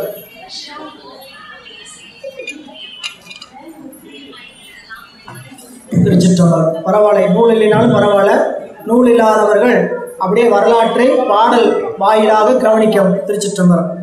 எம்பிரான் திருமூல தேவநாயனாருடைய அருள் வரலாறு, நம் நம்பியர்களுடைய வாக்கின்படி, நம்முடைய தெய்வ சேக்கிழார் பெருமான் வாக்கின்படி, சுந்தரமூர்த்தி நாயனார் வாக்கின்படி வரிசையாக சொல்லப்படுகிறது. முதல்ல எம்பிரான் சுந்தரமூர்த்தி நாயனார், நம்பிரான் திருமூலன் அடியார்க்கும் அடியே, நம் பெருமான் நமக்கு குருமரபின் பெருமானாராகிய குருநாதர் நந்தியம்பெருமானிடத்து உபதேசம் பெற்றிருக்கக்கூடியவர் திருமூல தேவநாயனார். திருமூலருக்கு குருநாதராக அமைந்தவர் நந்தியம்பெருமான். அதனால் நந்தியம்பெருமான்கிட்ட உபதேசம் வாங்கி அந்த மரபில் வருகின்ற காரணத்தினால நம்பெருமான் என்று குறிப்பிடுகிறார். நம்பெருமான் நம்பிரான் திருமூலன் அடியார்க்கும் அடியேன். இது திருத்தொண்டர் திருவந்தாதியில குடிமண்ணு சாத்தனூர் கோக்குளம் மேய்ப்போன் குரம்பை புக்கு. குடிமண்ணு சாத்தனூர், சாத்தனூர் என்ற திருத்தலத்தில் கோக்குளம் மேய்ப்போன், பசுக்குளத்தை மேய்க்கின்ற தொழிலை செய்யக்கூடிய இடையனுடைய உடம்பில் புகுந்து முடிமண்ணு கூணல் பிறையாளன் தன்னை சிவபெருமான் தனக்கு முழு தமிழின் படிமண்ணு வேதத்தின் சொல்படியே பரவிவிட்டு தம் வேதத்தை தமிழில் ஆக்கம் செய்து அருளி செய்ததைப் போல் என் உச்சி அடிமண்ண வைத்த பிரான் மூலன் ஆகின்ற அங்கணனே. இது நம் 11ஆம் திருமுறையில் இருக்கக்கூடிய பாட்டு. இனி பெரிய புராணத்தில் விரிவுள்ள தெய்வ சேக்கிழார் பெருமானுடைய வாக்கு. திருச்சிற்றம்பலம்.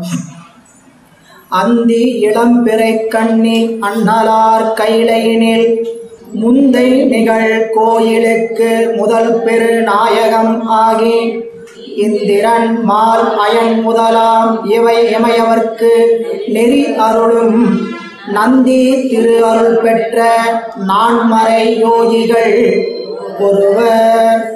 திருக்கைலாயத்திலிருந்து தொடங்குகிறது இந்த புராணம். திருக்கைலாயத்தில் சிவபெருமானிடத்திலிருந்து உபதேசம் பெற்றவர் நந்தியம்பெருமான். நந்தியம்பெருமானிடத்தில் உபதேசம் பெற்றவர்களில் ஒருவராக விளங்குபவர், யோகிகளில் ஒருவராக விளங்குபவர் எம்பிரான் திருமூல தேவநாயனார். அதான் சொல்லுகிறார், அந்தி இளம்பிறை கண்ணி அண்ணலார் கைலை. சிவபெருமான் வீற்றிருக்கக்கூடிய திருக்கைலாயத்தில் முந்தை நிகழ் கோயிலுக்கு, அந்த திருக்கைலாயத்துடைய வாசல் படி என்று சொல்லக்கூடிய கோயில் வாசலில் தலைவர் முதல் பெருநாயகமாய் அந்த திருக்கோயிலை திருக்கைலாயத்தை காவல் காக்கின்ற தெய்வமாக விளங்குகின்ற அதிகாரி நந்தியம்பெருமான். நந்தியம்பெருமான் தான் கோயிலுக்கு அதிகாரி இல்லை? திருக்கோயிலில் இந்த நந்தியம்பெருமான் கோயிலில் முன்னாடி படுத்துட்டு இருக்கிற நந்தியம்பெருமான் நம்மளை குறிப்பது வாகனம். இங்கே சொல்லக்கூடிய நந்தியம்பெருமான் கையில் பிரம்பும் சுருகியும் வைத்து கொண்டிருக்கக்கூடிய சில கோயில்களில் மட்டும் இந்த உருவத்தை நீங்கள் பார்க்கலாம். நின்று கொண்டு இருக்கக்கூடிய உருவம். ஆனால் கையில் மத்தளம் என்று சொல்லக்கூடிய முழவம் வாசிப்பார், அல்லது கையில் பிரம்பும் சுருகியும் வைத்திருப்பார். அவர் நந்தியம்பெருமான். அந்த நந்தியம்பெருமான் திருக்கைலாயத்தை காவல் காக்கின்ற தெய்வம், அதிகாரி. அதனால் பெருநாயகமாகி, அவர் பெருநாயகமாக இருந்து இந்திரன் மால் அயன் பிரம்மன், இந்திரன் திருமால் பிரம்மன் முதலானவர்களுக்கு இமையவர்க்கு நெறியருளும். நந்தியம்பெருமான் என்ன நெறி அருளுகிறார் அப்படின்னா, திருக்கைலாயத்தில் சிவபெருமானை பார்க்க செல்கின்றவர்கள் சரியான வழிமுறையை பின்பற்றி இறைவனை காண செல்ல வேண்டும் என்று வழிகாட்டுகின்ற நிலையில் இருப்பவர் நந்தியம்பெருமான். இதெல்லாம் நீங்கள் பெரிய புராணத்தில் முதல் பகுதி திருமலை சருக்கம் அப்படின்னு படிச்சிங்கன்னா திருக்கைலாயம், திருக்கைலாயத்துடைய சிறப்பு. திருக்கைலாயத்திலிருந்து தான் நம்பி ஆரூரராகிய சுந்தரமூர்த்தி நாயனார் பூமிக்கு வந்தார். அதனால் அவர் பூமிக்கு வந்த வரலாற்றை சொல்ல வந்த தெய்வ சேக்கிழார் பெருமான் திருக்கைலாயத்தின் சிறப்பை சொல்லி, திருக்கைலாயத்தில் பல தேவதேவர்களாக இருக்கக்கூடியவர்கள் எல்லாம், இந்திரன் பிரம்மன் போன்றவர்கள் எல்லாம் சிவபெருமானை காணுவதற்கு செல்கின்ற வழியில முட்டி அடித்து கொண்டு செல்லாமல் அவர்களை வழிநடத்துகின்ற பொறுப்பை பெற்றிருப்பவர் நந்தியம்பெருமான்கிற குறிப்பை பாடல் 10-11 சொல்கிறார். பெரிய புராணத்தை ஏற்கனவே படிச்சிருக்கிறீங்க, மீண்டும் நினைவுபடுத்திங்க. சிவபெருமானுடைய திருக்கோயிலாகிய திருக்கைலாயத்தை காவல் காக்கின்ற அதிகாரி பெருநாயகம் நந்தியம்பெருமான். அவர் இந்திரன் பிரம்மன் திருமால் போன்ற அனைவருக்கும் இறைவனை காணச் செல்வதற்கான நெறிகாட்டுகின்ற பணியை செய்கிறார். அவருக்கே அந்த பணியை செய்கிறார்கள் என்றால் நமக்கு முதற் குருநாதன் யார்? நந்தியம்பெருமான். நம் குருமரபிற்கெல்லாம் முதற் குருநாதன் தான். நீங்கள் படிக்கும்போது நந்தியம்பெருமானுடைய துதி படிச்சிருப்பீங்க. அங்கணன் கைலை காக்கும் அகம்படி தொழிமை பூண்டு. நந்தியம்பெருமானுக்கு பாடல் வேண்டிய திருப்பாடல். அங்கணன் கைலை காக்கும் அகம்படி தொழிமை பூண்டு நம் குரு மரபிற்கெல்லாம் முதற் குருநாதனாகி. நம்மளுடைய குருமரபிற்கெல்லாம் முதற் குருநாதன். அப்போ நந்தியம்பெருமானை நினைக்காம குருநாதரை நினைக்கக்கூடாது. நந்தியம்பெருமானை நினச்சி நமக்கு கடைசியாக இருக்கக்கூடிய நம்முடைய தீட்சை செய்த குருநாதர் வரைக்கும் எல்லாரையும் தினமும் வழிபாட்டில் நினைக்கணும் இல்லைங்களா. இப்போ தீட்சையே வாங்கலையா, யாரை நீங்கள் குருநாதரை நினைக்கிறீங்கன்னு கேட்டிங்கன்னா நந்திய பெருமானை நினைக்கணும், தட்சிணாமூர்த்தியை நினைக்கணும். அவங்க 2 தான் நமக்கு யாருங்க குரு. தட்சிணாமூர்த்தி முதல் குரு. அந்த முதல் குருவினிடத்தில் உபதேசம் பெற்றவர் நந்திய. அப்படி அவர் யார்? நந்தி. திரு அருள் பெற்ற நான்மறை யோகிகள் ஒருவர். அந்த நந்திய பெருமான்கிட்ட திருமறையை, அதாவது வேதங்களை, ஆகமங்களை உபதேசமாக பெற்ற யோகிகளில் ஒருவர். 8 பேர் உபதேசம் பெற்றார்கள் என்று திருமூலரே தன்னுடைய பாடலில் குறிப்பு சொல்லிடுறார். நானும் மீதம் 7 பேர், சனகாதி முனிவர்கள் 4, வியாக்கிரபாதர், பதஞ்சலி முனிவர், சிவயோக மாமுனி, திருமூலர், என்னோடு எண்மருமாமே. 8 பேர், என்னோட சேர்த்து 8 பேர் நந்திய பெருமானிடம். நந்திய பெருமானுக்கு பேர் ஸ்ரீகண்டருத்திரர்னு பேர். கொஞ்சம் சில பேர்களை எல்லாம் இடையில சொல்லும்போது என்னங்கிறது பேரை புரிஞ்சுக்குங்க. இந்த ஸ்ரீகண்டருத்திரர் யார்? சிவபெருமானினுடைய மறுபுருவமாக இருக்கக்கூடிய உருவம் பெற்றவர். இவர் திருக்கைலாயத்தில் இருந்து கொண்டு நமக்கு சுத்த தத்துவம் என்று சொல்லக்கூடிய தத்துவம். இப்போ தத்துவம்னு சொன்னோம்னா நமக்கு 36 தத்துவங்களையும் சொல்லணும். அடுத்த கஷ்டம் என்னன்னு கேட்டிங்கன்னா, தத்துவங்களை இயக்கக்கூடிய, நமக்கெல்லாம் உடலையும் உலகத்தையும் தரக்கூடிய இறைவராக இருந்து இயக்குபவர் யார்? ஸ்ரீகண்டருத்திரர். சிவலிங்க பெருமானை பூசிக்கிறோம், திருக்கோயிலில் போய் வழிபாடு செய்கிறோம், ஆன்மார்த்த பூசை வாங்கி சிவலிங்க பெருமானை வீட்டிலே வைத்து பூசிக்கிறோன்னு வச்சுங்க. அந்த பூசணையில் யாரை பூசிக்கிறோம்னு கேட்டிங்கன்னா ஸ்ரீகண்டருத்திரர் தான் பூசிக்கிறோம். நாம் நேரடியாக சிவபெருமானை பூசிக்கிற ஸ்ரீகண்டருத்திரர் வாயிலாக சிவபெருமானுடைய அருளை பெறுகிறோம். சரிங்களா? இப்போதைக்கு அந்த அளவுக்கு தெரிந்துக்குங்க. உள்ள நூலுக்குள்ள தத்துவங்களை பற்றி கண்டிப்பாக சொல்லவே வேணும். எடுத்தோடனே ஹை டோசேஜ் கொடுக்க முடியாது. சரிங்களா? கொஞ்சம் கொஞ்சமாக தான் என்ன பண்ணணும், ஊசியை குத்தணும், அப்புறம் கொஞ்சம் கொஞ்சமாக தான் மருந்தை செலுத்தணும். அதனால் எடுத்தோடனே விரிவாகலாம் தத்துவத்தை பற்றி இப்போ வேண்டாம். இப்போ இந்த தத்துவத்துக்கு எல்லாம் நமக்கு இந்த உலகம் தத்துவ கூட்டங்களாக அமைந்திருக்கிறது. இந்த தத்துவ கூட்டங்களாக இருக்கக்கூடிய உலகத்தை நமக்கு அமைத்து கொடுத்தது சிவபெருமானுடைய ஆணைப்படி ஸ்ரீகண்டருத்திரர்.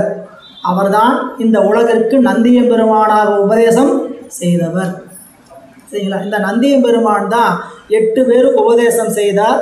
அந்த 8 பேரில் ஒருவர் திருமூல தேவநாயனர் அப்படின்னு குறிப்பை தருகிறார். மற்றவர்தாம்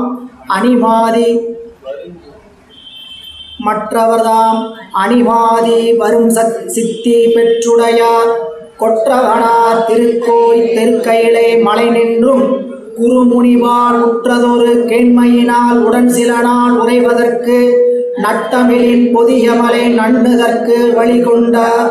அன்பர்களே, அவர்தான் திருக்கைலாயத்திலிருந்து தன்னுடைய நண்பராக விளங்கக்கூடிய அகத்திய முனிவரை காண்பதற்காக பொதியை மலை வழி செல்வதற்காக வான்வழியாக வருகிறார். இவர் திருக்கைலாயத்துக்கு ஏன் போனார்? இறைவனிடம் உபதேசம் பெற்று நெறிகளை தெரிந்து கொள்ள வேண்டும் என்பதற்கு. இவர் இருந்து வாழ்ந்தது தமிழகம். ஏற்கனவே திருமூல தேவநாயனார் இருந்து வாழ்ந்தது தமிழகம். தமிழகத்திலிருந்து தான் அவர் வடநாடு சென்று திருக்கைலாயம் ஏறி அங்கு நந்திய பெருமானிடத்தில் உபதேசம் பெற்றார். அப்படி உபதேசம் பெற்ற சில காலத்தில் மீண்டும் தன்னுடைய பழைய நட்புரிமையின் காரணமாக அகத்தியரை காண்பதற்கு பொதியை மலை செல்கிறார். வான்வழியாக மலர் விமானம் என்று சொல்லக்கூடிய புஷ்ப விமானத்தில் செல்கிறார். இதை சொல்றார். அவர்தாம் யாருங்க? மேலே சொல்லப்பட்ட சிவயோகிகளில் ஒருவராக விளங்கக்கூடிய நான் திருமூலராகிய அவர்தான் அணிமாதி வரும் சித்தி பெற்றுடையார். அணிமா ஆதி அப்படின்னா அணிமா முதலாகிய சித்தி. இப்போ அந்த சித்தினா என்ன அப்படின்னா, அட்டாங்க யோகம் சொல்லக்கூடிய 8 யோகத்தில் தலைச்சிறந்து நின்று 8வது நிலையாகிய சமாதி கைகூடியவர்களுக்கு நிகழக்கூடிய பலன், யோகத்தினுடைய பலன். நாம் அட்டாங்க யோகம் பயில்றோன்னு வச்சுக்கணும் ஒரு பேச்சுக்கு. சரிங்களா? ஏமம் விதித்தன செய்திகள் நூல்களில் என்னென்னலாம் சொல்லியிருக்குதோ அதுபடி நின்றீங்கன்னா அதுக்கு பேர் விதித்தன செய்தல். அதெல்லாம் என்னென்னங்கிறது பாடல் தனித்தனியாக வச்சுருக்கிறாரு, விரிவாக பார்க்கலாம். இப்போ உதாரணத்துக்கு சொல்ல கேட்டுங்க. காலை எழுந்து நீராட வேண்டும். நீராடி காலை கடன்களை முறையாக செய்ய வேண்டும். இது விதித்தன செய்தல். இது செய்வதனால் உடலுக்கு ஒரு பலன் விளையும். எந்த செயலாவது பயன் இல்லாமல் செய்ய முடியுமா? பிரயோஜனம் இல்லாமல் எந்த வேலையாவது செய்ய முடியுமா? அப்போ நியமம் செய்தால் ஒரு பலன், நியமம் செய்தால் ஒரு பலன். ஆசனம் உட்காந்துக்கிற முறையில் ஒழுங்காக உட்காந்து பழகணும்னா அது ஒரு பலன். மூச்சு பயிற்சி எடுத்தோம்னா உடம்புக்கு ஒரு பலன். இப்படி ஒவ்வொரு அட்டாங்க யோகத்தில் ஒவ்வொரு பிரிவிலும் கடக்க கடக்க நம்ம உடம்புக்கான பலன் என்னாகிட்டே இருக்குங்க, கூடிக்கொண்டே இருக்கும். இது அத்தனையும் உயிருக்காகின்ற பலன் அல்ல. நல்லா கவனிக்கணும். நீங்கள் இந்த அட்டாங்க யோகம் பயின்றால் உயிருக்கு என்ன பலன் அப்படின்னு கேட்டிங்கன்னா, உயிருக்கான பலன் இந்த உடம்பை நல்ல முறையில் வைத்துட்டு இறைவனை அணுகுவதற்கு துணைக்காக இந்த உடம்பை பயன்படுத்தலாமே தவிர அட்டாங்க யோகத்தினால் உயிருக்கு பலன் விளையாது. அட்டாங்க யோகத்தினால் நமக்கு சித்தி கிடைக்கும். சித்தினா அட்டமா சித்தி, சரிங்களா? தொடரில் வர்ற சித்தின்னு நினச்சிக்காதீங்க. அந்த சித்தி வருவாங்க, ராதிகா சித்தி வருவாங்க, இது என்ன பண்ணிடாதீங்க. சித்தி கிடைக்கணும்னா ஓ நம்மளுக்கு சித்தி வருமாட்டிருக்குது அப்படின்னு நினச்சிக்கூடாது. அட்டமா சித்தி விளையும், புரியுங்களா? அந்த அட்டமா சித்திங்கும் போது 8 வகையான யோகத்தில் நின்று ஒவ்வொரு யோகத்தை கடக்கும் போது நம்ம உடம்புல வேறு வேறு மாற்றங்கள் நிகழ்ந்து கொண்டே வரும். நல்லா கவனிங்க. ஒரு யோகத்தில் நின்று ஒழுங்காக பழகினீர்களானாவே அந்த உடம்புக்கான பலன் அதிகரிக்க ஆரம்பிச்சிடும். நியமம் கடைபிடிக்க ஆரம்பித்தோமா, நியமத்தினால் என்ன விளையுமோ அதற்கான பலன் உடம்புல நம்மளுக்கு ரெஃப்ளெக்ட் ஆகும்.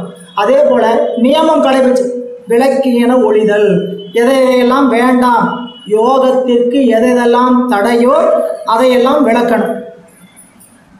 இன்னைக்கு சொன்னு வச்சுங்க, அடுத்த வகுப்பு வர மாட்டேங்க.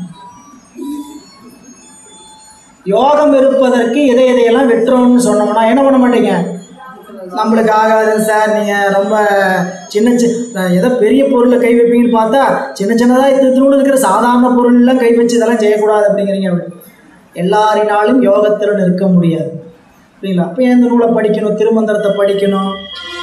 திருமந்திரத்தை படித்து எனக்கு என்ன ஆக போகுது அப்படின்னு நினைக்கலாம், சரிங்களா? என்னுடைய வாழ்வில் என்னுடைய உடம்பை ஒரு பக்குவமான முறையில் வச்சுக்கிறதுக்கு ஒரு அருமையான பயிற்சி, சரிங்களா? இப்படி உடம்பை பக்குவமாக வைத்துக்கொள்ள வேண்டிய அவசியம் என்னவென்றால் என்னுடைய உயிருக்கான தேவை இதனால் நான் நிறைவேற்ற போகிறேன், சரிங்களா? உட்காந்து பூசை பண்ணுற 1 மணி நேரம் உடம்பு எந்த இடையூறும் பண்ணாமல் இருந்துன்னு வச்சுங்க, எவ்வளோ சந்தோஷம். உட்காந்தா ஒரு மாதிரி உட்கார முடியல, சம்மணங்கால் போட்டு தான் உட்காந்துருக்குறோம். பூசை பண்ணும்போது சம்மணங்கால் போட முடியாதுன்னு அந்த மேசையில் உட்காந்து மேசை மேலே சிவலிங்க வச்சுட்டு பண்ணுறாங்க. அதுவாவது ஒழுங்காக உட்காந்து போட முடியுதா? நேராகவும் உட்கார முடியல, சாஞ்சிக்கிட்டே உட்காந்துட்டு இருக்கவும் முடியல, சம்மணங்கால் போட்டு உட்கார முடியல, மாறி மாறி தான் உட்கார முடியுது. இப்போ ஒரே மாதிரி உட்காரக்கான வாய்ப்பு உடம்பு கொடுத்துன்னு வச்சுங்க, பூசையில் என்ன ஆகும், இங்கே உடம்பு மேலே கவனம் போகாது. தன்னை போல் சாமி, ஏற்கனவே சாமி மேலே அறிவு எந்த அளவு லட்சணத்தில் இருக்குன்னு நம்மளுக்கு சொல்ல வேண்டியதே இல்லை. பூசிக்கும் போது எங்கெங்கேயோ இந்த லாடம் கட்டாத குதிரை மாதிரி என்ன ஆகுதுங்க, பாயுது, சும்மா பாயுது. அப்படி இருக்கிற குதிரைய நீங்கள் இதுவே என்னதுங்க, உடம்பு வலிக்குது, கால் வலிக்குது, சளி பிடிச்சிக்கிச்சு, இருமல் வருது, இதெல்லாம் வராது. யோகத்தில் ஒழுங்காக இருக்க பழகிக்கொண்டால் உடம்புக்குள் வருகின்ற நோய் ஆற்றலை நம்ம என்ன பண்ணலாம், எதிர்ப்பு சக்தியை உருவாக்கலாம். எல்லாம் காரணம்னு கேட்டிங்கன்னா 2 பொருள் தான் உடம்பிற்கான நோய்க்கான காரணம்.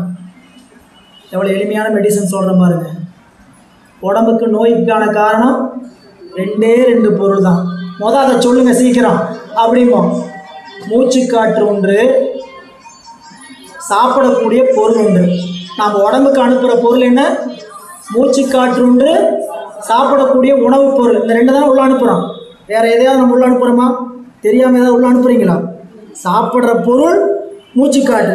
மூச்சுக்காற்று நம்ம முயற்சியினால் போல அது பாட்டிலும் போதாது. சாப்பிட்றது நம்ம முயற்சியினால், நாம் என்ன தெரிஞ்சு தான் சாப்பிட்றோம் இல்லை. இப்போ தெரிஞ்சு சாப்பிட்றதுல ஒரு வரைமுறை. என்ன வரைமுறை? கண்டதை சாப்பிடக்கூடாதுங்கிறதெல்லாம் அப்புறம் பார்த்துக்கலாம், அதனால் இப்போ வேண்டாம். இல்லை, குறித்த நேரத்துக்குள்ளே சாப்பிட்றது, குறித்த நேரத்துக்குள்ளே பல பேர் என்னோட சொல்லுவாங்க 11 மணிக்கு சாப்பிட்றாங்க. ஏன் அப்படின்னு கேட்டால் அப்போ தான் நல்லா காலையில் 10 மணி வரையும் தூங்கலாம், இல்லாட்டினா காலைல 4 மணிக்கே பசி எடுத்து எழுந்திரிச்சிருவோம் அப்படின்னு ஒரு காரணம். 11 மணிக்கு மேலே சாப்பிட்றது முறையா நம்மளுக்கு இந்த பெருந்தொற்று கொரோனான்னு ஒன்று வந்தது. அப்போ ஆரம்பித்தது இந்த பெருவியாதி. அந்த வியாதியோட என்ன ஆயிடுச்சு, மூசி ஈசு போட்டு போயிடுச்சு. அந்த வியாதியில் பிடிச்ச வியாதி என்னன்னு கேட்டிங்கன்னா, வியாதியில் பிடிச்ச வியாதி என்னன்னு கேட்டால் 11 மணிக்கு சாப்பிட்றது, 12 மணி வரைக்கும் அலைபேசியை பார்த்து கொண்டு உறங்குவது. இப்படி தான் நம்ம வாழ்க்கை இன்றைக்கி பெரும்பான்மையான உலக வாழ்க்கை போயிட்டுருக்குது. எதையாவது சொன்னு வச்சுங்க, நீங்களே எந்த காலத்தில் இருக்கிறீங்க? நாமெல்லாம் யார்? Old generation. நாமெல்லாம் ஓல்டு ஜென்ரேஷன் ஆகிட்டோம் அப்படின்னு சொல்கிறாங்க. இது அத்தனையும் உடம்புக்கான ஆபத்து. 7 மணிக்கு மேல் உணவு அருந்துதல் கூடாது. 7 மணிக்கு மேலே படுக்கிறதுக்கு குறைந்தபட்சம் 2 மணி நேரத்துக்கு முன் உணவு அருந்துதல் கூடாது. நீங்கள் அதை படுக்கிற நேரத்தை வச்சுக்கோங்க. படுக்கிற நேரத்துக்கு 2 மணி நேரத்துக்கு முன்பாக என்ன பண்ணக்கூடாது, உணவு அருந்துதல். அதுக்கு முன்னாடி சாப்பிட்டீங்கன்னா தான் சாப்பிட்டது கெட்ட கொழுப்பாக செல்லாமல் நல்ல கொழுப்பாக உடம்புலன்னு விட்டுறதெல்லாம் கழிவாக போகும். சாப்பிட்ட உடனே அப்படியே படுத்திங்கன்னா என்ன ஆகும்னு சொல்லவே வேண்டாம். நாமளே என்ன பண்ணுறோம், வெல்கம் வச்சு கூப்பிடுற மாதிரி, வாங்க வாங்க அப்படின்னு. யாரை? ஒன்று சாப்பிட்றத கவனித்து சாப்பிட்றோம், நேரத்துக்கு சாப்பிட்றோங்கிறதுல நேரத்துக்கு சாப்பிட்றதுக்கு. அதில் நம்ம பெரியவங்க பழைய காலத்தில் இருந்த உணவு வரைமுறையில் நாம் இன்றைக்கி வரைமுறை இல்லை. உணவு வரைமுறைனா ஒரு நாளைக்கு இரு கூறு சாப்பிட்றது. எத்தனை வேளை சாப்பிடணும்? 2 வேளை தான் சாப்பிடணும். நீங்கள் ரொம்ப பயங்கரமாக ஏதாவது சொல்லிட்டு இருக்கிறீங்க எனக்கு அப்படின்னு நினைப்பீங்க. 2 வேளை சாப்பிட்றதா? நாங்களாம் 4 வேளை சாப்பிட ஆரம்பிச்சு எத்தனை வருஷம் ஆகுது தெரியுங்களாங்க ஐயா உங்களுக்கு? நாட்கூறு சாப்பிடணும். காலையில் 11, 12, சாயங்காலம் 7 மணி 2 வேளை உணவு எடுத்துக்கொள்ள வேண்டும். ஒரு வேளை எடுத்துக்கொண்டால் யோகி, ஒரு வேளை எடுத்துக்கொண்டால், 2 வேளை எடுத்துக்கொண்டால் போகி, 3 வேளை எடுத்துக்கொண்டால் ரோகி, 4 வேளை சொல்லவே வேண்டாம் துரோகி. 2 வேளை யோகிக்கு ஒரு வேளை, யோகிக்கு ஒரு வேளை. அப்போது திருமூல தேவநாயனார் சொல்ல அந்த 8 யோகங்கள், அட்டாங்க யோகத்தை நம்ம பழக முடியுமா அப்படின்னு நினைக்கலாம். நம்ம ஒவ்வொரு இடமா கடக்கும்போது தான் நாம் இப்போ ஏன் கடைப்பிடிக்க ஆரம்பிச்சிட்டோமா, பரவாயில்லையே நம்ம எவ்வளோ நாளாக நம்மளால முடியாதுன்னு நினச்சிக்கிட்டு இருந்தோம், ஏன் கடைப்பிடிக்கிறது. விதித்தன செய்தல், இதை தான் செய்யணும்னு சொல்லியிருக்கிறாங்க. இதை தான் செய்யணும்னு சொன்னவங்க செய்ய முடியாத சொல்லிட்டு போயிருப்பாங்க, செஞ்சு பார்த்தான்னு சொல்லிட்டு போயிருப்பாங்க. கண்டிப்பாக செய்ய முடியாத காரியமாக இருந்தால் அவங்களே சொல்லியிருக்க மாட்டாங்க பெரும்பான்மை. அப்போது நமக்கு அவங்க விதித்தது பூரா எப்படிப்பட்ட செயல்னா எளிமையாக செய்யக்கூடிய செயலைத்தான் சொல்லிட்டு போயிருக்கேன். அப்போ அதை கடந்து வந்தீங்கன்னா பின்னாடி பார்த்தீங்கன்னா அதெல்லாம் ரொம்ப ஈஸியாக வந்துடலாங்க. அடுத்தது விளக்கின ஒளிதல், இதெல்லாம் வேண்டாம். உணவுப் பொருளில் இதெல்லாம் வேண்டாம். இப்போ உணவுப் பொருள் உள்ளே போகிறது, காற்று உள்ளே போகிறது. காற்றை நம்மளால் கட்டுப்படுத்த முடியாது. உணவை கட்டுப்படுத்தலாம், நேரத்தை கட்டுப்படுத்தலாம், அளவை கட்டுப்படுத்தலாம். இதெல்லாம் நம்ம கையில் இருக்குது. உடம்பு நல்லா இருக்கணும்னு நினச்சா நீங்கள் உடம்பை யோகத்துக்கு பயன்படுத்துவீங்களோ இல்லை வீட்டுக்கு பயன்படுத்துவீங்களோ, அது எதுவாக வேணால் இருந்துட்டு போகுது. சிவபெருமானை கும்பிட்றதுக்காக நம்ம இப்போ உடம்பை பயன்படுத்துகிறோமோ அதெல்லாம் அப்புறம். இந்த உடம்பை எதுக்காவது ஒன்று பயன்படுறதுக்கு நல்ல முறையில் வச்சுக்கணும்னு ஆசைப்படுறவங்க என்ன செய்யலாம்? விதித்தன செய்யணும், விளக்கியன ஒளி. அதில் விளக்கியன ஒளிதல்னா இந்த 2வது இருக்கக்கூடிய உணவு, காற்று. உணவை சரி நேரத்துக்கு உண்பது, சரியான உணவை உண்பது. 2 கஷ்டமாக இருக்குதா? சரியான நேரத்துக்கு சாப்பிடணும், சரியான உணவை தேர்ந்தெடுத்து சாப்பிடணும். இல்லை தேர்ந்தெடுத்து சாப்பிட்றதுக்குள்ள நீங்கள் தேர்ந்தெடுத்து சாப்பிட்டீங்கன்னாவே பாதி விஷத்தான் இன்றைக்கி சாப்பிடுவோம். இன்றைய நாளில் உணவுப் பொருளை தேர்ந்தெடுத்து சாப்பிட்டோம்னாலே என்ன ஆகும்? விஷம்தான், பாதி விஷத்தான் சாப்பிடுவோம். தர்பூசணி ஆசையாக இருக்குன்னு வாங்கி சாப்பிடலான்னு சாப்பிடுவோம், ஊசியாக போட்டு வச்சுருக்கிறாங்க சவக்கிறதுக்கு. மாம்பழம் வாங்கி சாப்பிடலாம்னு ஆசையாக சாப்பிடுவோம், மெக்னீஸு கார்போஹைட்ரேட் போட்டு என்ன பண்ணி வச்சுக்கலாம், பழுக்க வைக்கிறது. எந்த பொருளை வாங்கினாலும் நீங்கள் ஒரு உணவுப் பொருளை எதை வாங்கினாலும் அதில் வேதியியல் பொருளான கலப்படம் பகுதி பூந்து. அப்போ நீங்கள் பார்த்து சாப்பிட்டீங்கன்னாவே 50% என்ன சாப்பிட்றோம்? விஷம்தான் சாப்பிட்றோம். அப்போ பார்க்காம கண்டதை சாப்பிட்டோம்னா உடம்புக்கு முழுக்க விஷம்தான். அப்போ நம்ம இப்போ என்ன பண்ணலாம் அப்படிங்கிற போது தேர்ந்தெடுத்து சாப்பிடுகின்ற ஒரு பழக்கத்தை என்ன பண்ணணும்? கொண்டு வரணும். எல்லாத்தையும் கட்டுப்படுத்த முடியாது. நம்மளால் என்ன இயலும்? இதெல்லாம் வேண்டாம், இதெல்லாம் வேண்டாம். 100% வேண்டாம்னு நிற்கிற அளவுக்கு நாம் யாரும் இல்லைங்க. இப்போதைக்கு யோகி இல்லை. யாராவது யோகியாக முயற்சி பண்ணிட்டு இருந்தீங்கன்னா என்ன பண்ணலாம்? அவங்க 100% என்ன பண்ணலாம்? தேர்ந்தெடுத்து சாப்பிடலாம். இதை தான் காய் பழம் இதையே சாப்பிட்டு அவங்க அப்படி வாழலாம். ஆனால் நமக்கு யோகத்தில் என்ன சொல்லப்படுதுன்னு கேட்டிங்கன்னா, சில பொருட்களை ஒதுக்கி விட்டு சாப்பிடுங்கள் அப்படின்னு சொன்னாங்க. இது ஒன்று. மூச்சு காற்று போகுது வருது, இதை காற்று மாசு உள்ளுக்குள்ளே எந்த அளவு போகுது எதுவுமே தெரியாது. ஆனால் ஒரு தினமும் ஒரு 10-15 நிமிடம் மூச்சு காற்றை ஒரே மாதிரி சுவாசித்து ஒரே மாதிரி வெளிவிடணும். ஒரே மாதிரி சுவாசித்து ஒரே மாதிரி உட்காரணும். ஒரு இடத்துல ஒரு மூக்கு அடைக்கணும், ஒரு மூக்கு வழியாக எல்லா காற்றையும் வெளியே விட்டுறணும். அந்த மூக்கு வழியாக எல்லா காற்றையும் நல்லா நுரையீரல் நம்புற வரை இழுக்கணும். அந்த மூக்கு அடைக்கணும். மீண்டும் இந்த மூக்கின் வழியாக அந்த காற்றை முழுக்க வெளியே போகிற வரைக்கும் விடணும். மீண்டும் இந்த மூக்கின் வழியாக நல்லா நுரையீரல் நிறைய வரைக்கும் காற்றை இழுக்கணும். இந்த மூக்கை அடைச்சிட்டு அந்த மூக்கு வழியாக மீண்டும் என்ன பண்ணணும், காற்றை வெளியே விடணும். ஏதாவது கஷ்டமாக எவ்வளவு முடியுமோ அவ்வளவு. ஏன்னா உங்கள் நுரையீரல் எவ்வளவு தாங்குதோ அவ்வளோதான். முடிந்த ரைட், பரவாயில்ல. ஆனால் உள்ளே இழுக்கிறதும் வெளியே விடுறதும் புஷ்ஷுன்னு விட்டுறக்கூடாது. உள்ளே இழுத்து மெதுவாக இல்லை என்ன முடியுமோ மெதுவாக இழுத்து ஒரு மூக்கு அடைச்சி. நான் கண்டிப்பாக ஒரு 2 நாளைக்கு 3 நாளைக்கு நெஞ்செல்லாம் படங்கிற மாதிரி இருக்கும், பயமாக இருக்கும். அப்படிலாம் அவசரப்பட்டு நம்மளை அனுப்பிச்சி விட்டுற மாட்டார். சரிங்களா? நம்மளுக்கு நிறையா இடைவெளியில் கேப்லாம் இருக்குது, நிறையா ஃபில்லப் பண்ண வேண்டிய கேப்லாம் நிறையா இருக்குது. அதனால் வெயிட் பண்ணிட்டு தான் இருப்பார். அதனால் இப்போ மூக்கை பிடிச்சி இழுத்ததுனால போயிடுச்சு அப்படிலாம் போயிருந்து கவலைப்படணும். அப்படி போனால் பரவாயில்லையே, யோகத்துலேருந்து சிவசிவா கூட்டிகிட்டு போயிட்டான்னு நினச்சி சந்தோஷப்படணும். எல்லாருக்கும் அந்த அறிவு பக்குவம் வருமானு தெரியாதுங்க. எனவே இந்த யோகத்தின் நிற்கிறது வாயிலாக நமக்கு உடம்பிற்கு பயன் விளைவு, உடம்பின் பயன் விளைவதனாக அடுத்தடுத்த படியை நாம் நோக்கி நகருவோம். அப்படி 8வது படியாக இருக்கக்கூடிய சமாதி நிலையை ஒன்றை அடைந்தால் இந்த உடம்பில் பல வகையான சித்திகளை நாம் நிகழ்த்துவதற்கு நமக்கு ஆற்றல் கிடைக்கும். அந்த சித்திக்கு பெயர் அனிமா முதலியா சித்தி. அதுதான் என்னன்னு சொல்லியிருக்கிறாங்க, அனிமாதி சித்திகள். அனிமா குறிப்பிடுதீங்க, அனிமா, மகிமா,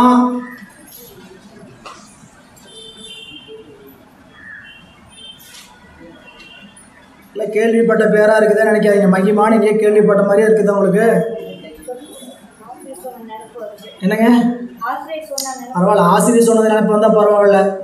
சரிங்களா? திரைப்பட நடிகர் சொன்ன பேர் நினைப்பு வராமல் இருந்தால் பரவாயில்ல, அதுவே சந்தோஷம். மகிமான்ட்டு அங்கே போயிடாதீங்க யாராவது. அனிமா, மகிமா, லகிமா, கரிமா, இதெல்லாம் என்னம்மான்னு சொல்கிறேன். இதெல்லாம் என்ன ஒரே மாமாவா சொல்கிறீங்க அப்படின்னு நினைப்போம். அனிமா, மகிமா, லகிமா, கரிமா, பிராத்தி, பிராத்தி, பிராத்தி, பிராந்தின்னு சொல்கிறோம் இல்லைங்களா? பிராந்தி, பிராந்தியம், பிராத்தி, பிரகாமியம்,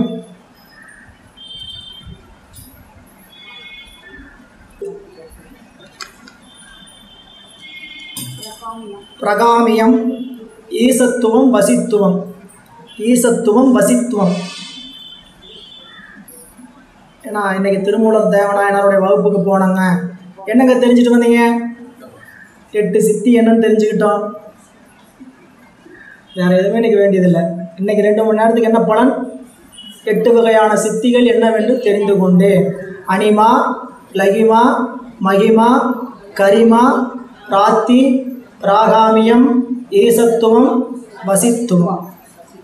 அனிமா அப்படின்னா அணுவிலும் சிறிய உருவம் கொள்ளுதல். அனிமா என்றால் அணுவை விட சிறிய உருவத்தை நம் உயிரை ஆக்கிக் கொள்ளலாம், உடம்பு ஆக்கிக்கலாம். அணு எவ்வளவு சிறியதோ அதை விட சிறியதாக தன்னுடைய உடம்பை ஆக்கிக் கொள்ள முடியும். மகிமா அண்டத்தை விட எவ்வளவு பெரிய உருவத்தை வேண்டுமானாலும் கொள்ளலாம். மகிமா எங்கும் விரிந்து நிற்கக்கூடிய பெருமை, மகிமா. லகிமா, லகிமா காற்றை போல லகுவாக, இந்த சொல்லுலேயே பொருள் வந்துடும்.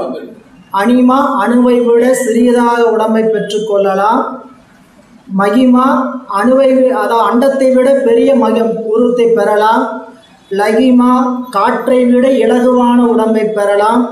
கரிமா கனமான உருவத்தை பெறலாம். அணுவை போல இருந்தால் உடம்பை கனமான உருவமாக கொள்ளலாம். பிராத்தி எங்கும் தன் உடம்பை உயிரை செலுத்துகின்ற ஆற்றல், இந்த உடம்பை விட்டு அந்த உடம்புக்கு செலுத்துகின்ற ஆற்றல். பிரகாமியம் அப்படிங்கிறதான் பரகாய பிரவேசம், உடம்பை விட்டு உடம்பு கூடு விட்டு கூடு பாய்தல் என்று சொல்லக்கூடிய பரகாய பிரவேசம் என்பதுதான் பிரகாமியம். ஈசத்துவம் முத்தொழில் செய்கின்ற ஆற்றலை பெறுதல். வசித்துவம் எவ்வுயிரையும் தன்வசமாக்குகின்ற ஆற்றல். மீண்டும் 8 ஒரு முறை கவனிங்க. அனிமா என்றால் என்ன? அணுவை போல சிரித்து தன் உடம்பை பெற்றுக்கொள்ளலாம், ஆக்கிக் கொள்ளலாம். மகிமா என்பது அண்டத்தை விட உயர்ந்த உடம்பை, பெரிதாகின்ற உடம்பை பெற்றுக்கொள்ளலாம். லகிமா என்றால் காற்றை போல எங்கும் லகுவாக உழவுகின்ற ஆற்றல் உடம்பை பெற்றுக்கொள்ளலாம். கரிமா என்பது கனமான உடம்பை பெற்றுக்கொள்ளலாம். இதில் எதுக்குங்கிறது அந்தந்த இடத்துல அதற்கான காரணத்தை சொல்லுவார். பிராத்தி என்று சொல்வது தன்னுடைய உடம்பை எல்லா இடத்திலும் செலுத்துகின்ற ஆற்றல். பிரகாமியம் கூடுவிட்டு கூடுபாய் என்ற பரகாய பிரவேசம். ஈசத்துவம் ஈசனை போன்ற முத்தொழில் செய்கின்ற ஆற்றல். வசித்துவம் எல்லா இடத்திலும் தன் உயிரை வசமாக்குதல், எவ்வுயிரையும் தன் வசமாக்குகின்ற ஆற்றல். இந்த 8 ஆற்றல். இந்த வசியம் சொல்கிறாங்க இல்லைங்க, வசியம் பண்ணுறாங்கன்ட்டு. இதில் 8 யோகத்தில் 8 பயனில் ஒரு பயன் மட்டும் பெற்றிருப்பாங்க. வசியம் பண்ணுறது பண்ண முடியாதுன்னு அர்த்தம் இல்லை. நம்மளை பார்ப்பாங்க, கண்ணு பார்த்து நம்மளை வசியம் பண்ணுறாங்க. ஏன் நம் தமிழர்களுக்கு நெற்றி பொட்டில் குங்குமம் சந்தானம் நிறைவாக வைக்கணும்னு கேட்டிங்கன்னா, நம்மளை வசியம் பண்ணுவதற்கான இடம் இந்த இடம்தான், இந்த புருவ மத்தி தான். இந்த புருவ மத்தியும் நடுவில் நெற்றியில் என்ன பண்ணணும்? யாரையும் பார்க்காத மாதிரி என்ன பண்ணணும்? குங்குமத்தையும் சந்தனத்தையும் வைக்க வேண்டும் அப்படிங்கிறது ஆஞ்ஞாஸ்தானம். அதனால் இந்த வசித்துவம், அந்த வசித்துவம் மட்டும் கைவரப்பட்டவர்கள் இருப்பாங்க. உடம்பு விட்டு உடம்பு, இதெல்லாம் இன்றைய நாட்களில் இருக்கக்கூடிய மட்டும் இருக்குது. ஆனால் 8 யோகத்தையும் பயின்றவர்களை பார்ப்பது என்பது கடினம். ஒரு ஆற்றல் ஒவ்வொரு இடத்துல இருக்கும்.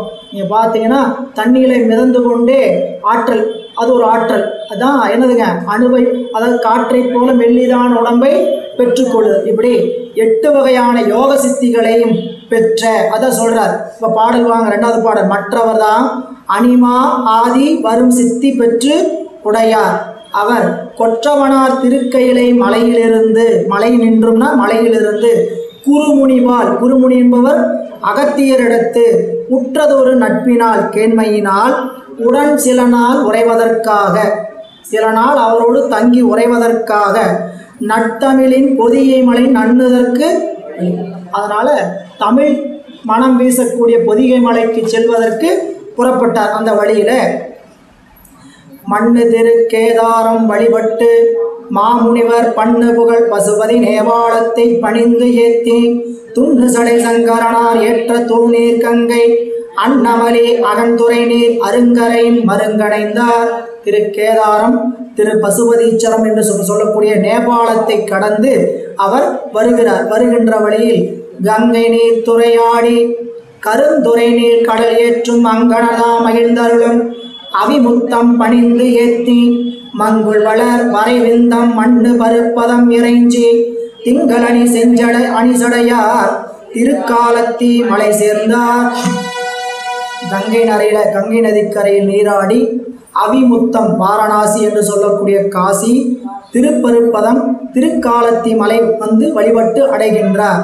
நீடு திருக்காலத்தி நிலவு தானுவினை வணங்கி ஆடு திரு அரங்கான ஆலவனம் தொழுது ஏத்தி வேடும் இருவர்க்கு அறியார் திரு ஏகாம்பரம் பணிந்து மாடு உயர் மாமதில் காஞ்சி வளநகரின் வையினார். ஆலவனம் திரு ஆலங்காடு, திரு ஏகாம்பரம் காஞ்சிபுரம் வந்து அடைகின்றார். காலத்தி வணங்கி திரு ஆலங்காடு அடைந்து திரு ஏகாம்பரத்தை வந்து காஞ்சிபுர நகரை அடைகிறார். நற்பதி அங்கு அமர் யோக முனிவர்களை நயந்து போய் கற்புரிசை திருஅதிகை கலந்திரைஞ்சி கரை கண்ட அற்புத கூத்து ஆடுகின்ற அம்பலம் சூழ் திருவீதி பொற்பதியாம் பெரும்பற்ற புலியூரில் வந்தடைந்த திருஅதிகை வழிபாடு செய்து திருப்புலியூர், பெரும்பற்ற புலியூர் என்று சொல்லக்கூடிய திருச்சிற்றம்பலம் தில்லையை வந்து அடைகின்றார் நாயனார். எவ்வுலகும் உய்ய எடுத்து அருளிய சேவடியாரை செவ்விய அன்புற வணங்கி சிந்தைகளை வரத் திளைத்து வவ்விய மெய் உணர்வின் கண் வரும் ஆனந்த கூத்தை அவ்வியன் மேலில் கும்பிட்டு அங்கு ஆறாமே அமர்ந்திருந்தார். தில்லை பெருமானுடைய திருவடிகளை மிகுந்த அன்போடு வணங்கி அங்கு வீற்றிருக்கின்றார் நாயனார்.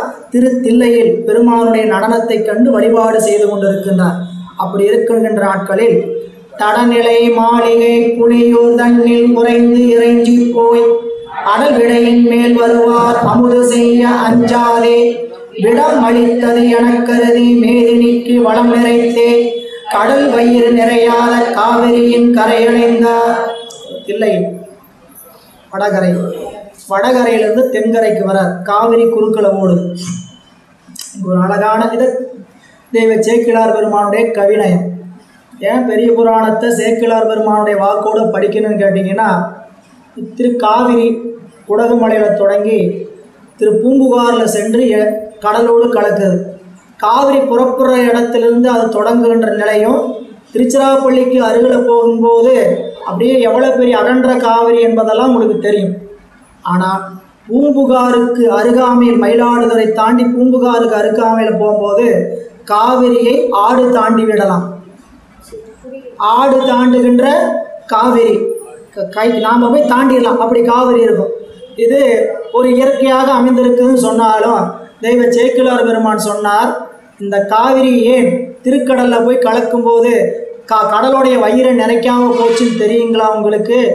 எங்கள் சிவபெருமானுக்கு இந்த கடல் தான் நஞ்சை கொடுத்தது.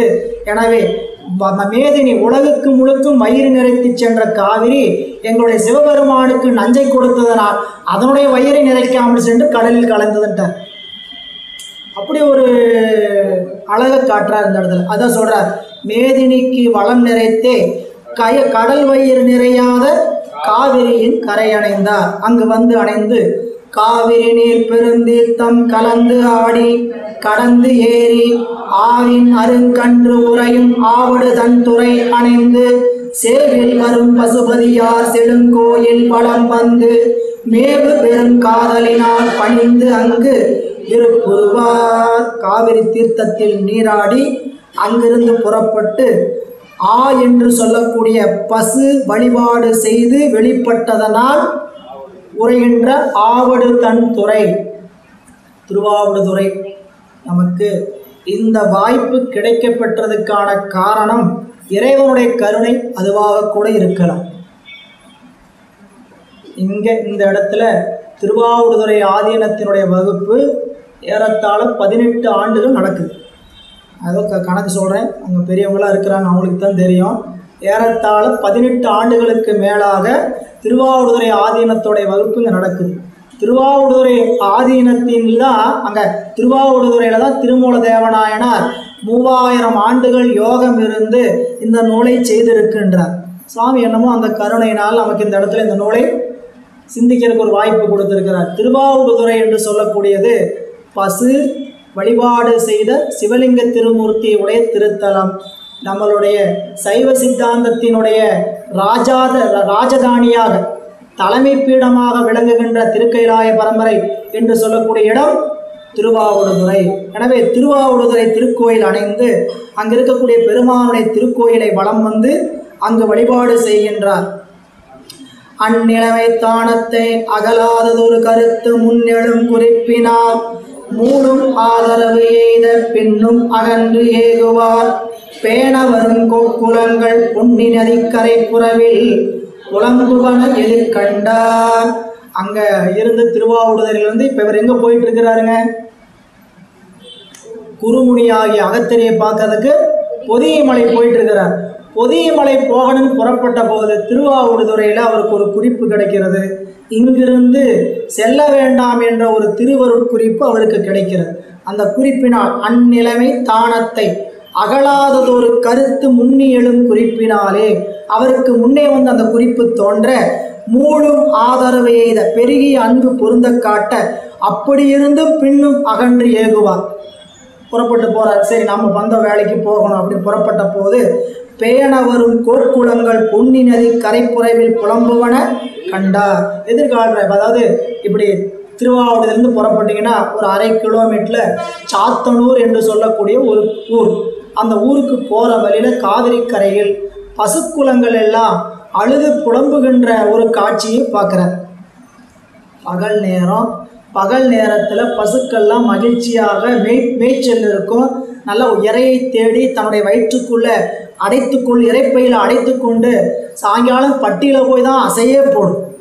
அசை போடுறது கூட என்ன பண்ணாதுன்னா அங்கே போடாதான், இறப்பையை நிரப்பிய பிறகு தன்னுடைய பட்டியலை சென்று தான் அசை போடும் என்பது நமக்கு நன்னூல் இலக்கணம். எனவே அந்த வகையில் இதெல்லாம் மேயாமல் என்ன பண்ணிட்டு இருக்குது, ஒரு கூட்டமாக நின்றுட்டு அழுது புலம்புகின்ற காட்சியை நம்மளுடைய நாயனாராகிய அவர் பார்க்கிறார். அவருக்கு திருமூலன் என்பது இந்த உடம்பை பெற்ற பேர் வந்த பிறகு, இந்த உடம்பை பெற்ற பிறகுதான் அவருக்கு திருமூலன் பலவாறு பேர் சொல்லப்படுகிறது. அதில் வரலாற்றில் நமக்கு அறுதியாக சொல்லக்கூடிய ஒரு பெயர் சுந்தரநாதன்.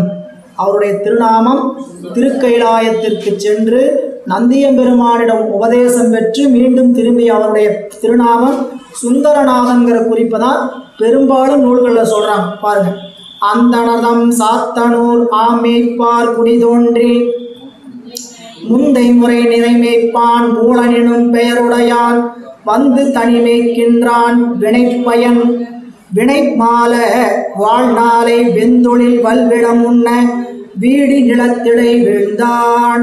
இப்போ அந்தனூர், அந்த திருவாவடுதுறை அருகாமையில் இருக்கக்கூடிய சாத்தனூர் என்று சொல்லக்கூடிய திருத்தலத்தில் பசுவை மேய்க்கக்கூடிய குளத்தில் தோன்றிய ஒருவன் மூலன் என்கின்ற இடையன் பசுவை மேய்க்கின்ற காலத்தில் ஒரு பாம்பு தீண்டி வினைவசத்தால் அங்கு மாண்டு விடுகிறான்.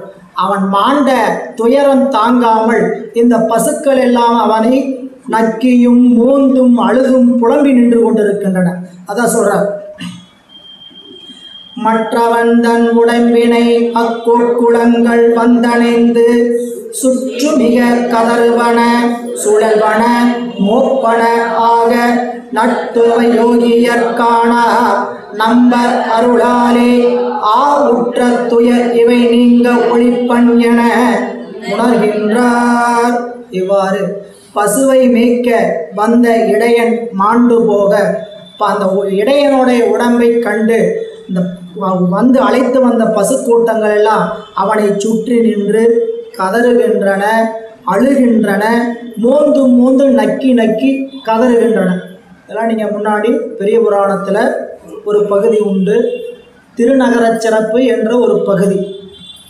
தெய்வ சேக்கிழார் பெருமான் திருத்தொண்ட புராணத்தை எப்படி அமைத்து கொண்டார் என்று ஒரு தெரிஞ்சுக்கங்க. திருத்தொண்ட புராணங்கிற நூலை கண்டிப்பாக நீங்கள்லாம் படிக்கணும். நம்மளாம் அடியார்கள் வழிபாட்டில் சிவபெருமான் மீது அன்பு வர வேண்டுமானால் நாயன்மார்களுடைய வரலாற்றை அறிந்து கொள்ள வேண்டும். நாயன்மார்கள் வரலாற்றை அறிந்து கொள்ள வேண்டுமானால் அதுக்கு மிக துணை செய்கின்ற நூல் பெரிய புராணம். அந்த பெரிய புராணங்கிற நூலை எப்படி தெய்வ சேக்கிழார் பெருமான் வடிவமைத்து கொண்டிருக்கிறார் என்றால், அவருக்கு முதல் நூலாக பெரிய புராணத்தை எதிலிருந்து அவர் எடுத்துக்கொண்டார் அப்படின்னு பார்த்தீங்கன்னா, சுந்தரமூர்த்தி நாயனார் பாடிய திருத்தொண்ட தொகை என்கின்ற நூல்தான் அவருக்கு மூலம். பெரிய புராணத்தில் 63 தனியடியார்கள் 9 தொகையடியார்களை பற்றி பாடப்பெற்றிருக்கிறது. இதை எதை வைத்து அவர் 63 தொகையடியார்கள் 63 தனியடியார்கள் 9 தொகையடியார்களே தெய்வ சேக்கிழார் பெருமான் எப்படி தேர்ந்தெடுத்து பாடினாருங்க அப்படின்னு ஆராய்ச்சி பின்னாடி பார்த்தீங்கன்னா, 9ஆம் நூற்றாண்டில் நமக்காகவே இறைவன் இங்கே பூமிக்கு அனுப்பி நாயன்மார்களுடைய திருத்தொண்டை உலகம் அறிய வேண்டும் என்பதற்காக திருவதாரம் செய்த பெருமகனார் வன் தொண்டர், சைவ முதற் பெரும் தொண்டர், தம்பிரான் தோழர் எம்பிரான் நம்பியாரோருடைய திருவதாரம் தான் அதற்கு காரணம். அவர்தான் திருத்தொண்ட தொகை என்று சொல்லக்கூடிய திருப்பதிகத்தை பாடி 63 பெயர்களை எல்லாம் நமக்கு வாசித்து காட்டினார். அந்த நூலை முதல் நூலாக கொண்டு தெய்வ சேக்கிழார் பெருமான் பெரிய புராணத்தை விரித்தார். இல்லை, இதில் திருத்தொண்ட தொகை பாடிய சுந்தரமூர்த்தி நாயனார் இந்த பூமிக்கு வந்து திருத்தொண்டர் புராணத்தை எப்படி பாடினார் என்பதற்கு சொல்ல வந்த தெய்வ சேக்கிழார் பெருமான் அவர் திருக்கைலாயத்தில் சிவபெருமானுக்கு அருகாமையிலிருந்து அவருக்கு தொண்டுகள் செய்து வருகிறார். அப்படி தொண்டு செய்து வந்த அவர் ஒரு நாள் திருக்கைலாயத்தில் இருக்கக்கூடிய நந்தவனங்களில் இறைவனுக்கு வழக்கம் போல பூப்பறிக்க சென்றார். அப்படி பூப்பறிக்க சென்ற நாளில் இறைவன் இவரை கீழே அனுப்ப வேண்டும் என்ற நினைப்பை கொண்டு அங்கு இரு பெண்கள் பூக்கள் பறிக்க வந்தவர்களை பார்க்க செய்து இருவருக்கும் பார்வை ஒத்து சென்ற அந்த ஒரு வினாடியை காரணமாக கொண்டு சுந்தரமூர்த்தி நாயனாரை இந்த பூமிக்கு வந்து பிறக்குமாறு இறைவன் ஆணையிடுகிறார். இது திரு கைலாயத்தில் நடந்தது. சரி, இவர் பூமிக்கு வந்த நோக்கம் என்ன? சாமி எதற்காக அனுப்பிச்சார்? திருத்தொண்ட தொகை பாடணும். ஆனால் திருத்தொண்ட தொகை பாடப்பட்ட இடம் எதுன்னு கேட்டீங்கன்னா திருவாரூர். திருவாரூரில் தான் பாடுறார். ஆனால் திருவாரூரில் பாடி இவர் பிறந்த இடம் திருநாவலூர் என்று சொல்லக்கூடியது. திருநாவலூருடைய சிறப்பையோ அல்லது திருநாவலூர் இருக்கக்கூடிய திருமுனைப்பாடி நாடு என்று சொல்லக்கூடிய நடுநாட்டின் சிறப்பையோ சேக்கிழார் பெருமான் சொல்லவில்லை. அவர் எதை சொன்னார்னு கேட்டீங்கன்னா திருத்தொண்ட தொகை பாடிய திருவாரூர் சிறப்பையும் திருத்தொண்ட தொகை பாடுவதற்கு காரணமாக இருந்த திருநாடு என்று சொல்லக்கூடிய சோழ நாட்டின் சிறப்பையும் தான் சேக்கிழார் பெருமான் பதிவு செய்கிறார். அவர் சோழ நாட்டு சிறப்பை திருநாட்டு சிறப்புன்னு பதிவு பண்ணிடுறாரு. சோழ நாட்டில் என்னென்ன வளங்கள் எல்லாம் இருக்குதுன்னு காட்டிகிட்டே வர்றார். முதல் திருக்கைலாயம் திருமலை சிறப்பு, திருக்கைலாயத்திலிருந்து ஏன் சுந்தரமூர்த்தி நாயனார் பூமிக்கு வந்தார் அப்படின்னு சொல்லிடுவார். சொல்லிட்டு அந்த நாடு அவர் திருத்தொண்ட தொகை பாடிய நாடு சோழ நாடு, சோழ நாட்டினுடைய சிறப்பு என்ன காட்டிடுவார். அந்த சோழ நாட்டில் திருவாரூருடைய சிறப்பு என்ன அப்படின்னு சொல்லுவதற்காக நகர சிறப்புன்னு ஒரு பகுதியை வச்சிருக்கிறார். திருநகர சிறப்புல இந்த திருவாரூர் எப்படிப்பட்ட நகரம் என்று உங்களுக்கு தெரியுமா? இங்குதான் மனுநீதி சோழ சக்கரவர்த்தி என்ற ஒருவர் வாழ்ந்தார். அந்த மனுநீதி சோழ சக்கரவர்த்தி தன் நீதி தவறாத ஆட்சியின் காரணமாக தன் மகன் வீதி விடங்கனால் தேரேற்றி இறந்த பசுவினுடைய துயரம் நீங்குவதற்காக தன்னுடைய மகனை தேர்காலினுடைய இடையிலிட்டு கொன்றார், தண்டனை கொடுத்தார் என்ற சிறப்பை சொல்லி அப்படிப்பட்ட சிறப்பை உடையது இந்த திருவாரூர் நகர் அப்படின்னு திருநகர சிறப்பை சொல்லுவார். அந்த இடத்துல இந்த பசு போய் மனுநீதி சோழ சக்கரவர்த்தியுடைய அரண்மனை வாசல் இருக்கக்கூடிய ஆராய்ச்சி மணியை வாயில பிடிச்சு அடிக்குமா. கொம்புல முட்டி மணி ஆராய்ச்சி மணி அடிச்சுதான் அடித்து அந்த பசு எப்படி அழுதுன்னு சொல்லும்போது இப்படி சொல்லுவார். தன்னுடைய கன்றுக்குட்டியை பார்த்து வெம்மூச்சு, அதாவது நல்ல சூடான காற்று துக்கத்தினால கண்களில் தாரதாரையாக தண்ணி வளைஞ்சது, துக்கத்தின் காரணமாக மயங்கி விழுந்தது. இதை போலவே நானும் அடைய வேண்டுங்கிற மனுநீதி சோழன் இந்த பசு உற்ற துயரம் ஆவுற்ற துயரம் நானும் அடைய வேண்டும், அதனால் என் மகனை தேர்காலில் இடுக அப்படின்னு சொல்லி ஆணை நிறைவேற்றுகிறார். அப்போது இந்த பசுக்குளங்கள் எல்லாம் யார், இந்த பசுக்குளங்கள் எப்படிப்பட்டதுங்கிறது அதனுடைய உயரை சொல்லும் பொழுது, ஏன்னா நம்ம பகுதியில் இருக்கக்கூடிய பசுக்குளங்களை எல்லாம் நாம் எந்த நிலையில் காண்கிறோம் என்பதை முதல்ல உணர வேண்டும். பசு என்பது இறைவனை தாங்குகின்ற விடைவாகனம். நமக்கு வாழ்நாளில் பசிக்கான ஒரு உணவு பகுதியை தருகின்ற வாகனம், நாம் அணிகின்ற திருநீற்றை கொடுக்கின்ற பசு. இப்படி பலவாறு பசுவினுடைய சிறப்பை எடுத்தெடுத்து சொல்லுவார் சேக்கிழார் பெருமான். எனவே அப்படிப்பட்ட பசுக்குளங்கள், இந்த பசுக்குளங்கள் எப்படி இப்படி நக்கின மூந்தன அழுதனன்னு கேட்டால் அவையெல்லாம் தர்மத்தினுடைய அடையாளம் வரும். சாதாரண பசுன்னு நினச்சிக்காதீங்க, அது எதனுடைய அடையாளம்? தர்மத்தினுடைய அடையாளம், அறத்தினுடைய அடையாளம். அதனால் அறம் தவறி ஏதாவது நடந்தால் இது போன்ற தர்மம் தன்னுடைய வருத்தத்தை தெரிவிக்கும் அப்படின்னு சேக்கிழார் பெருமான் அங்கே நாம அருமையாக காட்டுவார். எனவே இங்கே பசுகளை என்ன பண்ணிச்சுக்கலாம், உற்ற துயர், அது அப்படி மோப்பன கதறுவன சுழல்வன இப்படி இருந்த பசு கூட்டங்களை பார்த்து இறைவன் உணர்த்திய காரணத்தினாலே ஆவுற்ற துயர் இவை நீங்க ஒளிப்பன் என உணர்கின்றார். பசுக்கள் உற்ற துன்பத்தை இறைவன் திருக்கருணையினால் நான் நீக்குகிறேன் என்று அவர் உள்ளத்தில் கருதுகின்றார். கருதி இவன் உயிர் பெற்று எழிலன்றி ஆக்கள் இடர் நீங்கா என்று அவன் உடலில் தம் உயிரை அடைவிக்க அருள் புரியும் தவமுனிவர் தம் உடம்புக்கு அரண் செய்து தாம் முயன்ற பவனவழி அவன் உடலில் தம் உயிரை பாய்த்தினார். அவன் உயிர் பெற்று எழுந்தால்தான் இந்த பசுக்கள் துன்பம் நீங்கும். எனவே இவன் உடலில் என் உயிரை புகுத்துவேன் என்று ஏற்கனவே யோகத்தை பழகிய நாயனார் தன்னுடைய உடம்பை ஒரு பாதுகாப்பான இடத்தில் வைத்துவிட்டு தன் உடம்பிலிருந்து உயிரை கூடுவிட்டு கூடு பாய்த்தி மூலனினுடைய உடலில் செலுத்தினார். பாய்த்தியபின் திருமூலராயலும் பசுக்கள் எல்லாம் நாத்தழும்பி நக்கி மோந்து அணைந்து கனைப்பொடு நயந்து வாய்த்தெழுந்த களிப்பினால் வால் எடுத்து துள்ளி பின் நீத்து துயரின ஆகி நிறந்து போய் மீந்தனவால். இவ்வாறு தன்னுடைய உயிரை மூலனுடைய உடம்பில் செலுத்தியவுடன் அவன் திருமூலனாய் அவர் எழலும். இதை கண்ட பசுக்கள் எல்லாம் மகிழ்ந்து முன்பு போலவே மகிழ்ச்சியோடு மேய தொடங்கின. அவ்வாறு தொடங்கிய பசுக்கள் ஆவின் நிறை மகிழ்வுறக் கண்டு அழிகூர்ந்த அருளினராய் மேவி அவை மேயிடத்து பின் சென்று மேய்ந்தவைதான் காவிரி முன் துறை தண்ணீர் கலந்து உண்டு கரையேற பூவிரி தன் புறவின் நிழல் இனிதாக புறம் காத்த. பசுக்கள் எல்லாம் அப்படியே அருமையாக மேய்து இதை பார்த்து நம்மளுடைய நாயனார் மகிழ்கிறார். வெய்ய சுடற்கதிரவனும் மேல் பாலை மலை அணைய சைவ நெறி மெய் உணர்ந்தோர் ஆன இனங்கள் தாமே முன் பைய நடப்பன கன்றை நினைந்து படர்வன ஆகி வையணிகள் சாத்தனூர் வந்து ஈத பின் போனார். மாலை நேரம் வந்தது. பசுக்கள் எல்லாம் தன்னை போலவே அதனுடைய பட்டிகளை நோக்கி குட்டிகளோடு போச்சு. ஏற்கனவே பழகிய பழக்கம். அப்படி போனதை பார்த்து இவரும் இந்த பசுக்கூட்டங்கள் எங்கே செல்வது என்று நாயனாரும் இந்த பசுக்கூட்டங்களை தொடர்ந்து சாத்தனூர் சென்று அடைகிறார். போனவர்தாம் பசுக்கள் எல்லாம் மணிதோறும் புக நின்றார் மானமுடை மனையாரும் வைகிய பின் தாழ்த்தார் என்று ஆனவயத்து உடன் சென்றே அவன் நின்ற வழி கண்டார். ஈனம் இவருக்கு அடுத்ததென மெய்தீண்ட அதற்கு இசையார். இப்போ பசுக்கள் எல்லாம் போனோன்னே ரெண்டு பசு இந்த வீட்டுக்குள்ளே போந்துச்சு, 2 பசு அந்த போட்டுக்குள்ளே போந்துச்சு. பழக்கத்தின் காரணமாக அந்தந்த பசுக்கள் அந்தந்த வீட்டுக்குள்ளே போக கடைசியாக எல்லா பசுக்களும் போன பிறகு 2 பசு ஒரு மனைக்கு போனது.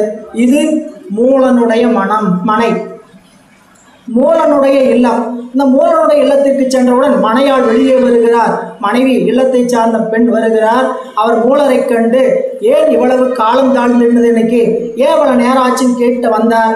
இவருடைய நிலையை கண்டு இன்றைக்கு இதோ இவரிடம் மாற்றம் தெரிகிறது என்று தொட்டு பேசலாம் என்று அருகில் போனார். தொட்டபோது அதற்கு அவர் இசையவில்லை. அவ்வாறு அங்கு அவளும் மக்களுடன் அருஞ்சுற்றம் இல்லாதாள் தங்கி வெறு உரமயங்கி என் செய்தி எனத் தளர இங்கு உனக்கு நான் என்னுடன் அணைவு ஒன்று இல்லை என எதிர்மறுத்து பொங்கு தவத்தோர் ஆங்கோர் பொதுமடத்தின் உள் புகுந்தார். அவளும் பக்கத்தில் போய் இன்னைக்கு உங்களுக்கு என்ன ஆச்சுன்னு சொல்லி நெருங்கிய போது நாயனார் சொல்லுகிறார், உன்னோடு எனக்கு உடன் முனைவதற்கு இசைவில்லை என்று சொல்லிவிட்டு அங்கிருந்து புறப்பட்டு பொது மடத்தில் போய் தங்குகிறார். இல்லாளன் இயல்பு வேறானமை கண்டு இரவெல்லாம் சொல்லாடல் இருந்தவர்வால் அணையாது துயிலாதால் பல்லார் முன் பிச்சை நாள் இவர்க்கு அடுத்த பரிசுரைக்க நல்லார்கள் அவர் திறத்து நாடியே நயந்து உரைப்பார். இவ்வாறு தன்னுடைய கணவனுடைய நிலை வேறாக கண்ட நம்மை இரவு முழுக்க உறங்காது என்ன சொல்வதென்று தெரியாது. அடுத்த நாள் பெரியவர்களிடம் சென்று முறையிட பெரியவர்களெல்லாம் ஒன்று கூடி திருமூலராய் இருக்கக்கூடிய நாயனாரை அணைந்து அவரை பற்றி உண்மையில் அறிந்து அவர்கள் சென்று தன் மனைவியிடம் சொல்கிறார்கள். பித்துற்றமயலன்று பிரிது ஒரு சார்புளதன்று சித்த விகற்பம் கலைந்து தெளிந்த சிவயோகத்தில் வைத்த கருத்தினராகி வரம்பில் பெருமையில் இருந்தார். இத்தகைமை அலைப்பரிதாம் யாராலும் என உரைப்பார். நீ பைத்தியம் நினைத்து கொள்ள வேண்டாம், வேற யார்கிட்டையாவது போயிட்டாருன்னு நினச்சிக்க வேண்டாம். நீ இவருக்கு பைத்தியம் பிடிச்சிருச்சுனோ வேற எதையாவது மனைவி வேற ஏதாவது பொண்ணுகிட்ட போய் இப்படி ஆயிடுச்சுன்னு நினச்சிக்க வேண்டாம், அப்படின்னு நினச்சிக்கலாம். இவர் பித்து தெளிந்து சிவயோகம் என்று சொல்லக்கூடிய தெளிந்த நிலையில் இருக்கிறார். அதை சொல்றார், சித்த விகற்பம் கலைந்து தெளிந்த சிவயோகத்தில் இருக்கக்கூடிய பெருமையில் இருக்கிறார், வரம்பில்லாத பெருமையில் இருக்கிறார். இதனை நாம் அளந்து அறிவது அரிதாம் என்று கூறுகிறார். பற்றறுத்த உபதேசம் பரமர்வதம் பெற்றார்போல் முற்றும் உணர்ந்தனராகும் முன்னை நிலைமையில் உங்கள் சுற்ற இயல்பினுக்கு எய்தார் என்று உரைப்ப துயரெய்தி மற்றவளும் மையலுற மருங்குள்ளார் உண்டு அகன்றார். இவங்களை எவ்வளவோ சொன்னாலும் அந்த அம்மானால் ஏற்றுக்க முடியல. ஆனாலும் ஒரு வாரி அவர்களெல்லாம் சொல்லி அவரை சமாதானம் செய்து இல்லத்திற்கு திருப்பி அனுப்புகிறார்கள். எல்லோரும் சென்று விடுகிறார்கள். அப்பொழுது நாயனா, இந்த நிலைமையில் இருந்தார். எழுந்திருந்து அங்கு ஆண்நிறைகள் வந்த நெறியே சென்று வைத்த காப்பினில் உய்த்த முந்தை உடல் பொறை காணார். முழுது உணர்ந்த மெய்ஞான சிந்தனையில் வந்த செயல் ஆராய்ந்து எழுகின்றார். இப்போ அவர் தான் தங்கியிருந்த திருமணத்திலிருந்து புறப்பட்டு காலையில் பசுக்கள் சென்ற வழியே சென்று தான் எந்த இடத்தில் உடம்பை வைத்தாரோ அங்கு சென்று உடம்பை பார்க்கிறார். அந்த உடம்பு புலப்படவில்லை, காணவில்லை, இறைவன் மறைத்தார். அப்பொழுது தன்னுடைய சிவயோகத்தில் அறிகின்றார், இந்த உடம்பில் இருந்து இறைவன் ஏதோ இங்கு செய்ய பணித்திருக்கிறார் என்று தன் சிவயோகத்தில் அறிந்து கொள்கின்றார். தன்னிலவா சடையார்தாம் தந்த ஆகம பொருளை மண்ணிலிசை திருமூலர் வாக்கினால் தமிழ் வகுப்ப கண்ணிய அத்திருவருளால் அவ்வுடலை கரைப்பிக்க நிறைந்த உணர்வுடையார் ஈசர் அருள் என உணர்ந்தார். இவ்வாறு சிவபெருமான் தந்த ஆகம பொருளை திருமூலருடைய வாக்கினால் தமிழ் வகுக்க வேண்டும் என்று திருவருள் அவர் உடலை மறைத்ததாக கருதி இறைவனுடைய அருள் என உணர்ந்து அவர் அங்கு அமர்கிறார்.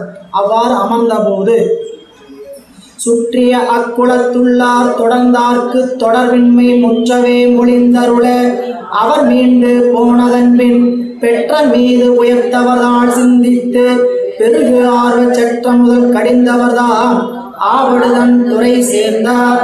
சுற்றியிருந்த தன்னுடைய சுற்றங்களாக கருதிய உடம்புக்கு சுற்றமாக வந்தவர்கள் எல்லாம் இவரை கண்டு அகன்றார்கள். இவரும் தென் சென்று திருவாவடுதுறை சேருகிறார். ஆவடுதன் துறை அணைந்து அங்கு அரும்பொருளை உறவணங்கி மேவுவார் புறக்குடவால் மிக்கு உயர்ந்த அரசிங்கே தேவிருக்கை அமர்ந்தருளே சிவயோகம் தலை நின்று பூகலரும் இதயத்து பொருளோடும் உணர்ந்திருந்தார். திருவாவடுதுறை சென்றார். அங்கு படர் அரசு என்று சொல்லக்கூடிய அரச மரத்தின் இன்றுக்கும் இருக்கக்கூடிய அரச மரம் சிவ திருமூலர் யோகம் இருந்த இடம் இன்றைக்கு நமக்கு கிடைக்கப்பட்டிருக்கக்கூடிய இடம். அந்த அரச மரத்துக்கு கீழிருந்து இறைவனுடைய சிவயோகத்தில் தலையிரண்டு தேவிருக்கைன்னு சொல்றார். தேவிருக்கை என்று சொன்னார் பத்மாசனம் என்று சொல்லக்கூடிய சுகாசனம். தேவிருக்கை என்பது தெய்வத்தன்மை வாழ்ந்திருக்கக்கூடிய ஆசனம்.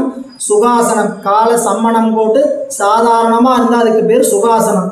அந்த சுகாசனத்தில் அமர்ந்து பெருகு ஆர்வத்தோடு இறைவனோடு புணர்ந்திருக்கிறார் நாயனார். அவ்வாறு அமர்ந்திருந்த நாயனார் ஊன் உடம்பில் பிறவிடம் தீர்ந்து உலகத்தோர் உய்ய ஞான முதல் நான்கும் அலர் நல் திருமந்திரமாலை பான்முறை ஓர் ஆண்டுக்கு ஒன்றாக பரம்பொருளாம் ஏனைய இரு அணிந்தாரே ஒன்றவன் தான் என எடுத்து இவ்வாறு நம்ம ஓம் உடம்பில் இருக்கக்கூடிய பிறவி விஷம் தீர்வதற்காக உலகத்தோர் அதனை அறிந்து உய்வதற்காக தன்னுடைய இறைவனுடைய கருணையினால் ஞானம் முதல் நான்கும் என்று சொல்லக்கூடிய ஞானம், யோகம், கிரியை, சரி என்று சொல்லக்கூடிய 4 நெறிகளையும் சொல்லுகின்ற நல் திருமந்திர மாலை என்று சொல்லக்கூடிய நூலை அருளி செய்தார். ஆண்டுக்கு ஒரு முறை ஒரு பாடலாக 3000 பாடல்களை அருளி செய்தார். முதற் பாடல் ஒன்றவன்தான் என்றெடுத்து.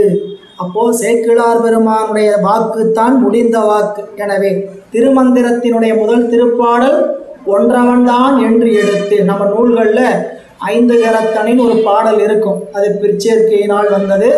முதல் பாடல் ஒன்றவன்தான் என்று முன்னிய அப்பொருள் மாலை தமிழ் 3000 சாத்தி மன்னிய 3000 ஆண்டி உண்மையில் மகிழ்ந்திருந்து சென்னிமறி அணிந்தாரம் திருவருளால் திருக்கையிலே தன்னில் அணைந்து ஒரு காலம் பிரியாமை தான் அடைந்தார். இவ்வாறு ஆண்டுக்கு ஒரு பாடலாக 3000 மாலை பாடல் சாத்தி 3000 ஆண்டுகள் இந்த பூமி மேல் இருந்து இறைவனுடைய திருவருளை நினைந்து ஆண்டுகள் பல சிவபெருமானுடைய திருவருளை பிரியாமல் மீண்டும் திருக்கையிலே சென்று இறைவனுடைய தாளை அடைந்தார்.